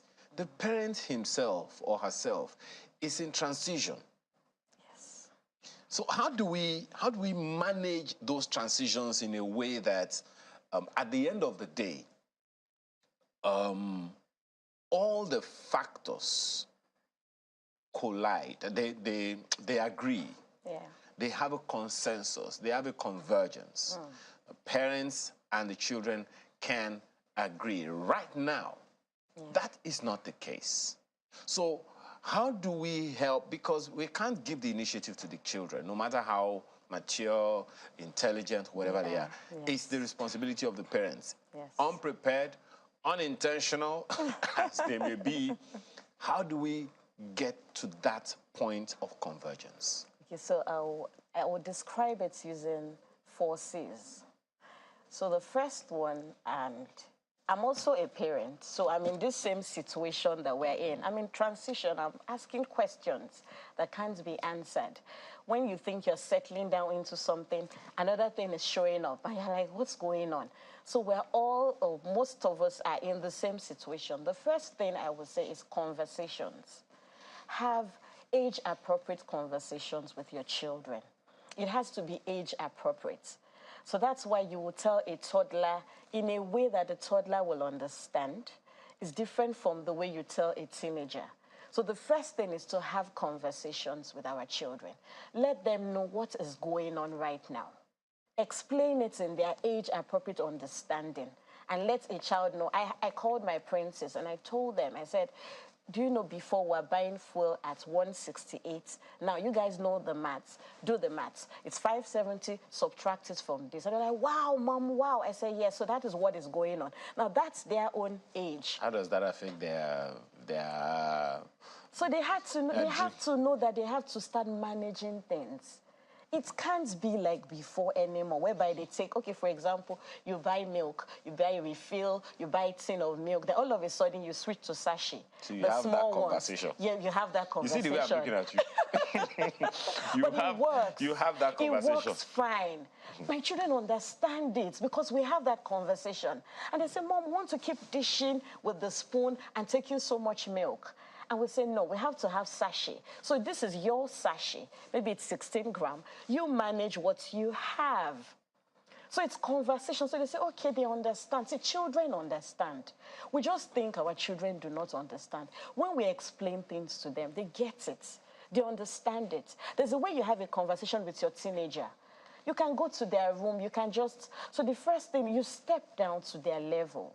You step down to a child's level. And that's why I said age appropriate. You go to a teenager's place. The first time you get to their room, the first thing you are saying is not you're not criticizing the child and saying what is wrong about them. Why is the plate in your room? Why is this all around here? Because at that point, the teenager feels, what is this? Why are you here? You want to start judging me. So you put off criticism and you just chat with your teenager and say, do you know what's going on? Do you even follow the news? Do you know what's going on? So conversations number 1. Conversations number 1. Number 2, with our present economic reality right now, parents have to choose self-care. We have to choose self-care. We have to be aware and conscious that our children do not understand. For someone that have very little children, they don't know. They don't know what's happening. They don't know the differences. We have already set an expectation for children, especially most middle-class families. A new session is coming. You change all their bags. You change their shoes. You change their uniforms. You change, but this time around, you have to look, does it really need a change? If it doesn't need a change, what do? Then we're not going to change it. So parents have to say, number one, my child, it's not my child's fault that we're in this situation. And it's not my fault. So I have to choose happiness. It's a choice. You have to choose joy. So the parent has to care for herself or himself. You have to care for yourself. And you not have be to be in that place. Under pressure. Because even parents have peer pressure. Yes, parents do. We all do. Self-inflicted. Yes, sir, we put on ourselves. Seriously, so we have to choose to be in a state of joy and peace because it's not our fault. Okay. It's not our children's fault. Okay. And another thing we have to do is we have to be creative. That's another C. We have to be creative at this period. We have to be creative such that children might want to travel, and all that, but maybe we can't travel right now. You want to go on vacation, but the flight ticket is so expensive. No, just give them VR machines. So what do? Virtual reality. Travel in your Yes. So you make them aspirational. You can tell them, I told my princess to get like a vision board through slides on PowerPoint, that anything they want. So they were picking big mansions, lovely cars and all that. So it's just a creativity and tell them anything can happen. You can have it, but help them travel through their imagination. If they can't travel physically, at least they can travel with their imagination. It's free to travel with your imagination. And you also have to choose, this period is a time for communal living. As much as possible, you want to, instead of, we have summer camps and all going on right now, and some people might feel they don't have enough money. So how about parents coming together and saying, oh, I know how to teach this then. Can I teach your children this then? What's your area of strength? Can you also teach the children this? So it has to be a lot of communal living. And for those that want to go for even summer school, how about pulling resources together? You drop the children in the morning, I pick them in the afternoon. So we really have to come together. So in this time, we just spoke about peer pressure among parents. they put themselves on it. You're not saying those same peer-pressured parents should sit together and have... Anyway, that's another conversation for them to go and think about. But, so now, the parents, how do we help parents insulate themselves from the pressures of their work and the community or the environment or the economy so that they do not put it on the children, so that they don't get cranky, and take it out on the kids. You spend X number of hours on the road. Now that may begin to come down because of the fuel, this thing. Yes. They can pull together when they want to go to the office and come back. So how do we do that? Because the boss at the office is almost, if not equally cranky. Yes. So how do we ensure that there is no blowback of those crankiness on the children, whatever the age they are in?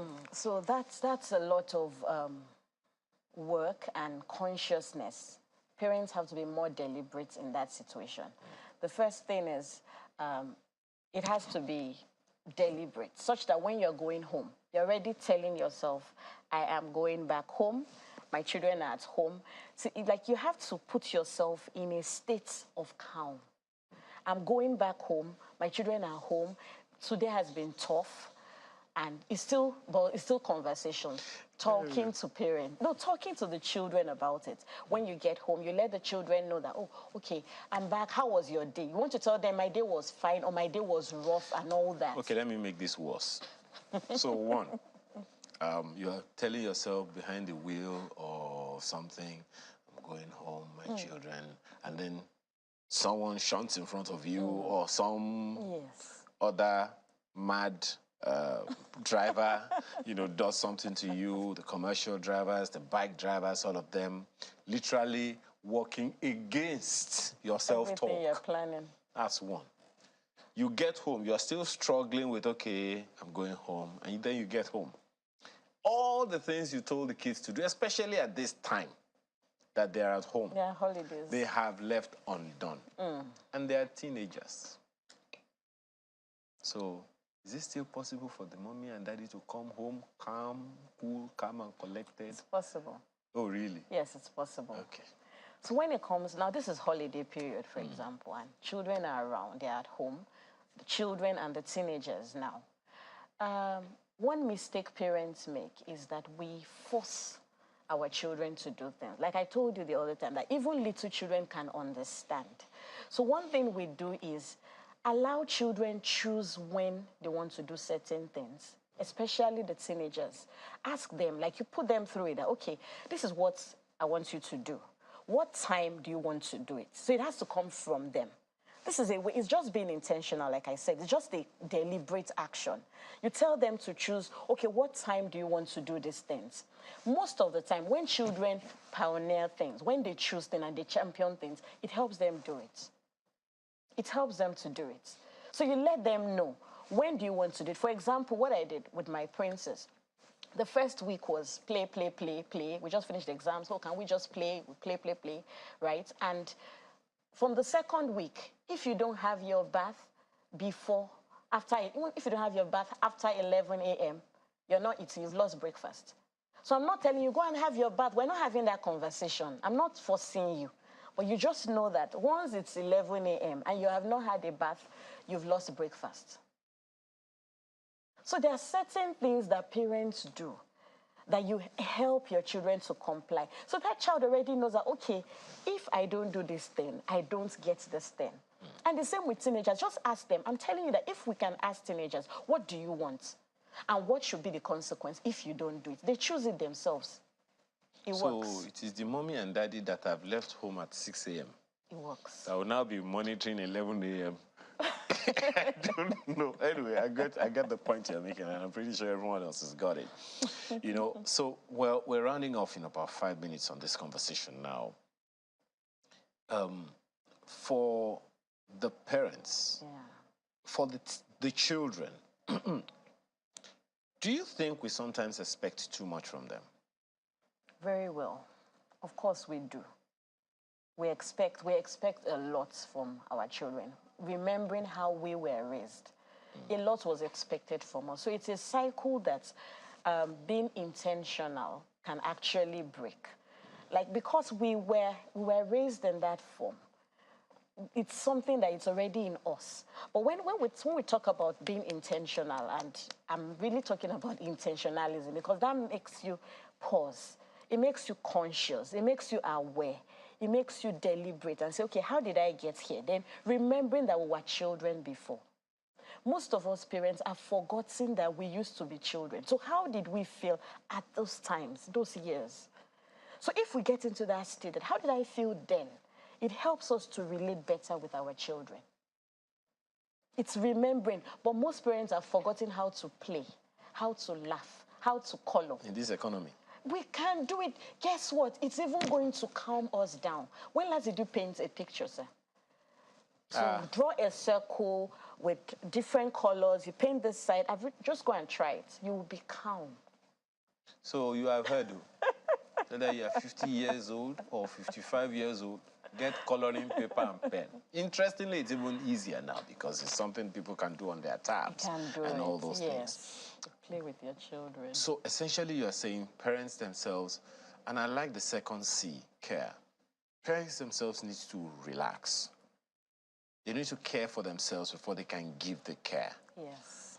The pressures are there. Yes. Job deliverables are there. Deadlines are there. How do they calm down to be intentional parents? For those who don't know how to be intentional parents, what would be your recommendation of their first steps? First step is to know who you are. To remember, we need to look at ourselves and say, how did I get here?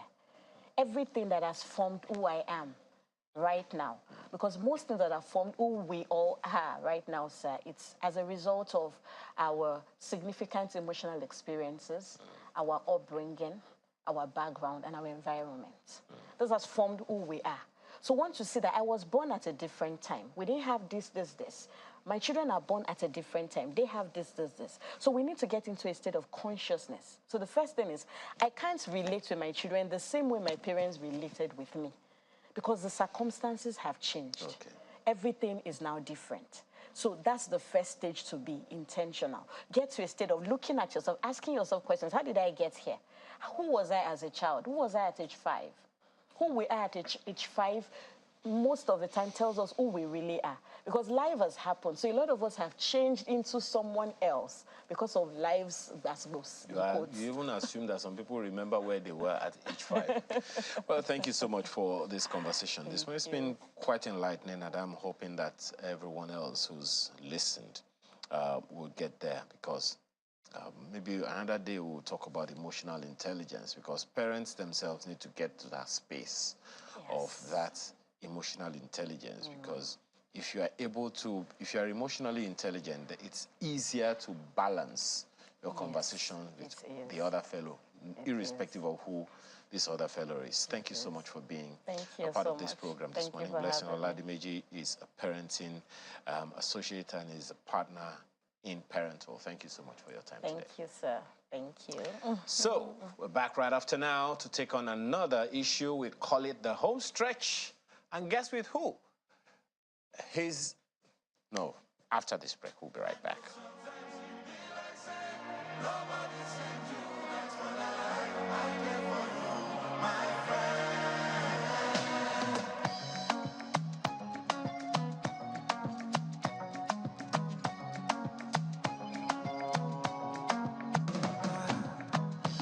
I did no vex for me. Say I never call you since, but I hope that you are well. I hope you're my caretaker. Every day I dey pray for you. Make you a bag, God bless you. I never forget you. I gon' forget you. See my shoulder, make you rest up on me. You know I got you. Now me be your friend in need. The money don't show now. I don't keep some for you. You know go so far. Cause anything I get now for me and you. How are you, my friend? How do you do, my friend? I know sometimes it be like say nobody send you. That's when I did for you, my friend. Remy Atata, you always stay in my mind. I did me gone. I cherish you with my life. Don't worry yourself, oh. Everything go day alright. And if anybody try you, know it's gonna be on sight. See my shoulder, make you rest up on me. You know I got you. Let me be your friend in need. Money don't show now. I don't keep some for you. You know go so far. Cause anything I get now for me and you, yeah. How are you, my friend? I see you, my brother. How do you do, my friend? See my sister. Know sometimes you be like say nobody send you. That's when I did for you, my friend. So long. How are you, my friend? How do you do, my friend? I know sometimes you be like say nobody send you. That's when I did for you, my friend. I know sometimes you be like say nobody send you. That's when Thank you. Home stretch today, our guest is here to crack your ribs. Maybe that already gave it away, but he is an actor, musician or music comedian, producer, you name it, he is all of it. And he's one of those who pioneered the stand-up comedy shows in the country. Please join me as I bring on Julius Agu. Thank you for joining us this morning. Thank you very much. Where you disappear go since? I'm relaxing, chillaxing. That's what they call it. Yeah, that's what they call it. You said don't they change language. So you cracked our ribs and then you forgot to take us to the surgeon to stitch it back. No, I just go relax so that people would, you know, if I didn't relax, if you never saw me for some time, how would you be asking me where I did since? I know. So how far now? How's it been? It's been okay. God is good. Yeah. You know, you have been a major figure in entertainment, in Nigeria's entertainment. Your comedic talents have earned you awards, accolades, and of course, you've been an actor and a number of other things like that. Let's talk about how you have been, where you have been, what you have done, and the progression of the entertainment industry between when you started and now. Okay. I'll say that I realized early enough, or rather, I just started doing my things as a child. To take you back, I remember that I used to say a joke then when I started that a kid, well, okay, like a Pekin, was born in a yard. A child was born in a neighborhood. A kid was born in a neighborhood, yes. Sorry, a child was born in a compound. A kid was born in a neighborhood. So I was born in a yard, which means I'm a Pekin. So right from my Pekinhood days, because I remember... Pekinhood? Which one is that? As... Pekinhood. I didn't see that kind of word in the dictionary. Huh? I didn't see that kind of word in the dictionary. No, that's my coinage. Pekinhood. Pekinhood days, okay. Yes. Right from my Pekinhood days, I was, as a kid, as a Pekin. Let me put it straight. I'm a Pekin. So that's why my children are kids. Yes, they were born in a neighborhood. Yes. I've always been making people laugh. As a Pekin. Yes, making people laugh gradually. I remember then, I used to go to the farm, do everything with my mom. Then, when we go to the farm, I'm coming back with bicycle now. I'll stop at Uniport and watch these people rehearsing. Bob Manuel Udoku. Yes. Wow. Mildred Iweka of Checkmate. Wow. Then now. Wow, I remember. I watch them, I'll say, wow, these people are good. Hey, God, I would like to be like these people. Exactly. I went to primary school in Choba. That's to tell you how far it is.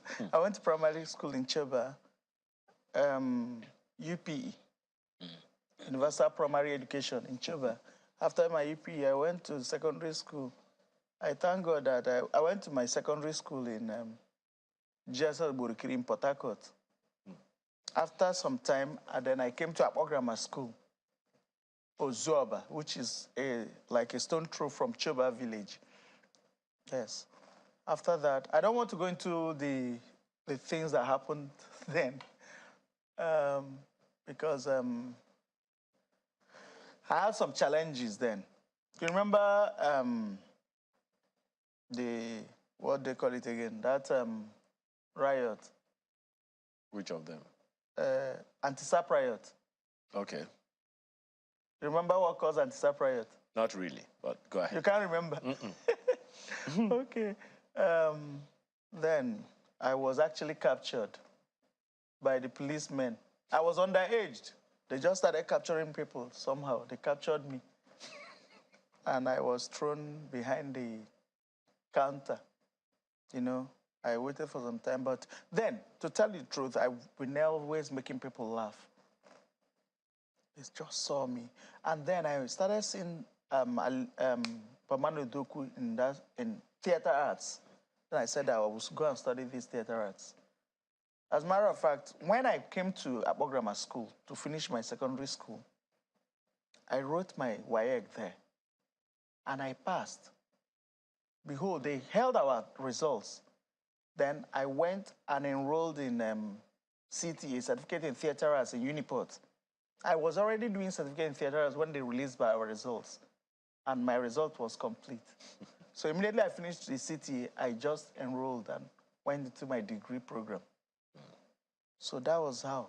While I was in degree, I was always coming, because I remember the first time I entered attachment to come to Lagos from Port Harcourt, young shall grow. And indeed, the young grew. That's why I am Julius Agu. I bore my name because I said I would never use any other name. I would never use any other name. Julius Agu is my name. Some people call it Julius Agu, Julius anyhow. But I'm Julius the Genius Agu. Okay. You created and organized. Wait, I haven't finished. Oh, okay. Go ahead. Yes. Go ahead. And when we started, there was no social media. There was no phones. Can you remember? Of course. There was no phone. I thank God for what's his name? Obasanjo, that came in and brought phones. Everybody started having phones. I remember at the point I had a pager. So we're doing our things. Anything that we didn't was, brother, come to my shoe. Sister, come to my shoe. We marketed everything to people. That was Crack Your Ribs, right? That was Crack Your Ribs, yes. What necessitated, how did it come about? How did Crack Your Ribs come about? Crack Your Ribs came as a result of, I wanted to make people laugh. I'm a thief. That's what I call myself. I steal people's sorrows, their pains, and I give them laughter in return. No matter what, anything you're facing, I tell you, when you come for Crack Your Ribs, you will laugh. And Crack Your Ribs, I didn't just start Crack Your Ribs like that. I was always bringing new boys that had the talent to make people laugh, that had the talent to dance. Because I had a dancing group. What year was this, Crack Your Ribs? That was as far back as 1990. Wow. No, 1990, 1999. Okay. Yes. Because I remember I worked with Night of 1,000 Laughs first. Okay, yeah. Yes, I worked with Night of 1,000 Laughs. When I was doing my youth service, I served in Katsina State. I remember that I took Night of 1,000 Laughs posters to Kano to go and press their posters. Wow. Yes. And I took their posters to Jos, Plateau State. I took their posters all over. Upper Williams, Night of 1,000 Laughs. Yeah, I remember Upper Williams. So I paid my dues. So Crack Your Ribs was, you said you just wanted to make people laugh, forget their sorrows and all of that. It started in 1999, you said? 1999. How did the idea come to be? The idea was just, I remember that I was a music comedian. When Awilo released this song, yes, everybody in Nigeria was dancing Awilo. I said, what? We don't even understand the word of French. That was why I just listened to it and the way I remember the song. My course has not taken over this country and I don't know how far. And now they call us Ore, Goti, or Evneu. I remember the song. So I just took that thing and went there. And again, I just looked at it. Because the thing is, I look at the society, what's happening now? I latch on it. I look at it and say, what's happening now? Remember, everybody show your handwork, plenty day for Nigeria. When I was driving down here, I just saw some of these people that hawk in the hold-up. They just keep hawking anything. I saw a man, he was gray-haired, but he was selling gala. I was pitying him. I saw another man, he was old, very old. He was selling glasses. He came to me, buy your glasses. I just brought my glasses out and showed him. He said, one day. Do you understand? The people, the world is really, I won't say anything. Okay, so Crack Your Ribs started, and you said you used it as a platform for talent hunting. Exactly. How do you harvest the talents? How do I? How did you harvest the talents that came on the show? No, irrespective of anywhere you're from, once you're a Nigerian and you can show me, and you can steal people's sorrows, their pains, and give them laughter in return. That's it. As a musician, as a comedian, as a... I can't even say now. Because I remember I met, what are they called again? They are dancers. They live in Ibadan. Okay. Expendables, something like that. Okay. They're called Expendables. At least Abororo is married to... Abororo's wife is a member, was a member of that crew. Oh, okay. Yes. They were dancers. They were dancing once in a program I went for in Muzon Center. I saw them dance. They were so good. I said, well, I'll pick these people. That was how I picked them and did visas for them to go to London. Wow. I took them to London. They went to London. And I don't want to mention some other things that happened. And you could remember, I don't know whether you remember too, many of these comedians, that was how I gave them the platforms. Who are some of these? Huh? Who are some of them? I can't be mentioning their names. They know themselves. Okay. They know, like, Senator. Okay. Senator. Funny Bone. I met him in Kaduna long time ago. Wow. Yes. You know Funny Bone? Of course. Yes. Met him in Kaduna long time ago when he was actually in SS3. Wow. Yes. And I took him to London, took him to America. Same thing with Senator.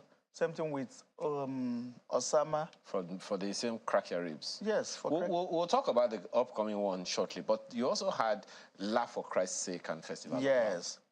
Laugh for Christ's Sake was that to glorify God, because I understand that so many people in the society glorify people, human beings. Aya peperempe, peperempe, aya peperempe.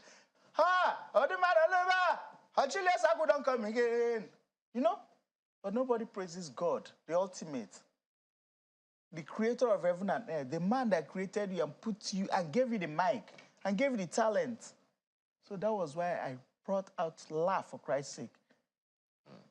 Okay. For people to laugh. And I don't just celebrate Laugh for Christ's Sake, because I celebrate it, I do the event on Easter Sunday. Okay, give me 1 minute to talk about this particular thing. Huh? I want you to talk about this one for 1 minute. Okay. In life, in career, in family, wherever, one will have challenges occasionally. People who make people laugh often have their own challenges as well. I've heard the story of Robin Williams, I think that's his name, who is a comedian, but was depressed at some point. When an entertainer goes through that kind of phase, what would you recommend for such a person? I know you've had your own fair share, as everyone. What would be your recommendation? How do they navigate back so they themselves don't die or, you know, perish or become destroyed from the very thing they are rescuing people from? Okay, I told you now that I went on recess, right? Yes. As soon as I stepped in here. That was my time of, because I remember I almost committed suicide too. Wow. Yes. I went into my own. Also, I thank God. God is the one that has kept me alive. You know? God actually told me, I don't know whether I was in a hurry. Not just in a hurry, I was achieving so much. Do you understand? Yes, I was actually in a... I wasn't resting. I wasn't resting. But I thank God, yes, that I'm alive. And I thank God for everything that I've achieved so far. I now need to calm down and take life slowly. Yes, everyone passes through challenges. I remember KFC. The guy that got KFC got it around when he was 65 years old or 60 something. Yeah. Obama became a president and retired in what age? About 50 something years old. Trump started around 70 something years old. Do you understand? Yeah. Now, so, all these people, Amechi, you know, You know the Amechi I'm talking about? Rotimi Amechi, Yeah, Rotimi God no. Amechi. He's 50-something years old. If he had won the presidency to be the president of Nigeria, he would be a president under 50-something years old. And Tinubu is now our president. Tinubu is how old? 70-something years old, for instance. And how old is Peter Obi? 62 years old. Do you understand? Time and chance. So I thank God that I'm alive. So everyone who is going through this thing should take it should easy. think about life. Nobody should go and kill himself or herself. Well, we have just about 4 minutes. We have just about 4 minutes to go. So you're having crack your ribs again. This is the first after how many years? I didn't do last year. Okay. Yes, but I'm 50 years old. Okay. I've already celebrated my 50 years old, so I'm doing my 50 years edition in London. Okay. I'm doing Crack Your Ribs in London, and it's a tour in UK. We'll go to Leicester, we'll go to Basildon. On 25th August, we'll go to Leicester. On 26th, we'll go to Basildon. On 27th, we'll go to London. That will be in London. So I'm inviting everyone in London that's watching this. You are doing come for advert Crack Your now. I Ribs. just asked what is next from you, and you are doing advert. You will pay for advert. Okay. No, China is also part of it. Yes. Okay. When I'll come. Anyway, Shibi, you are here now. Yes. And on 28th is Liverpool, by the way. On 28th is Liverpool, Crack Your Ribs. Okay. So I'm just celebrating my 50 years of existence on earth. And I'm begging everybody that I've offended, please forgive me. Because I've played my first half. I've played my first half. It's like football match.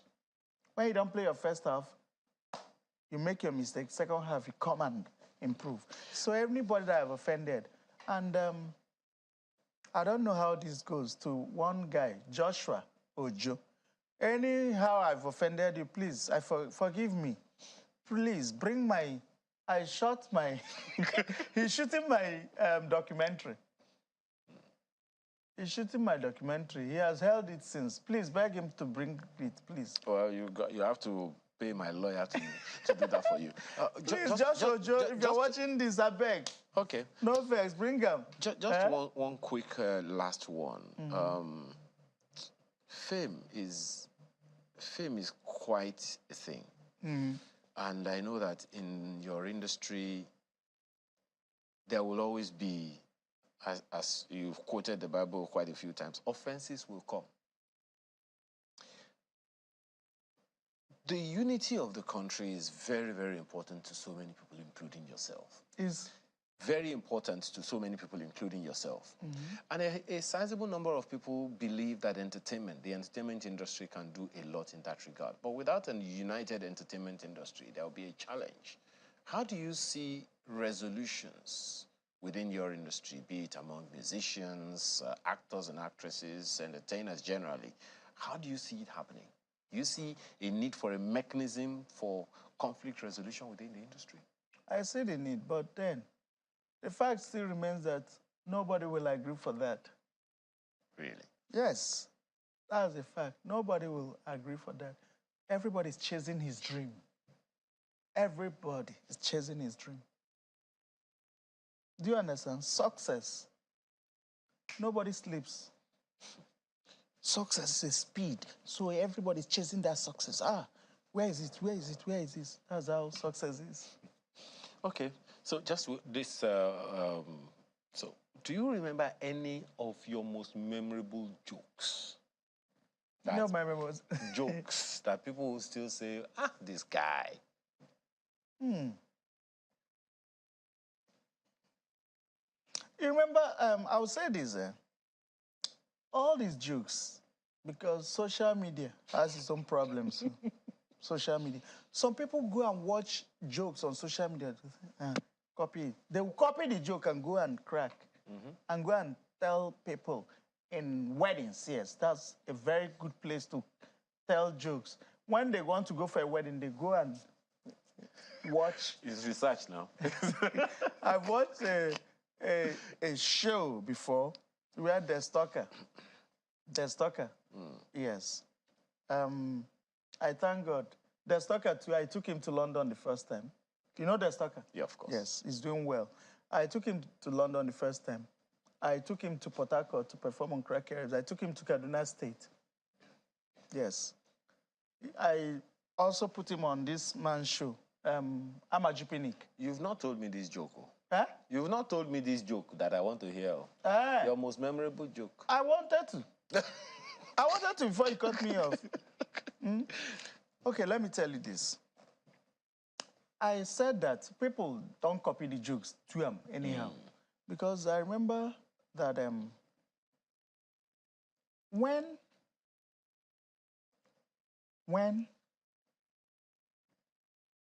bombing don't start, that's the joke I can remember, yes. Bombing don't start since. So the bombing don't do too much now for Nigeria. It is getting too much that some people will start to, the way it's going now, people will borrow bombs, take their own personal bombs. When they go for a board meeting, everybody will put their bombs on the table. Put their bombs in the table. Yes, let's discuss. So that before you bomb me, before anything, just know that I also have it. So, and these Igbo people, come they look and say, nah, you have bomb there. Is your bomb there? I'm not part of this conversation again. Let us end the program. Okay. Well, we have to thank you very much. Najoko, I mean, not be Najoko. Okay. Thank you so much for being a part of this conversation this Thank you morning. very Julius Ago is an actor, music comedian, as well as producer. Thank you again for being here, and all the best with your Crack Your Ribs in August. Thank you. And that is Sunrise today. Thank you for the privilege of being a part of your Saturday and perhaps the beginning of your weekend or the middle of it. Have a wonderful rest of your weekend, and please be sure, wherever you are, you're not alone. There's always someone there who really cares about you. Bye-bye for now, and see you again next week.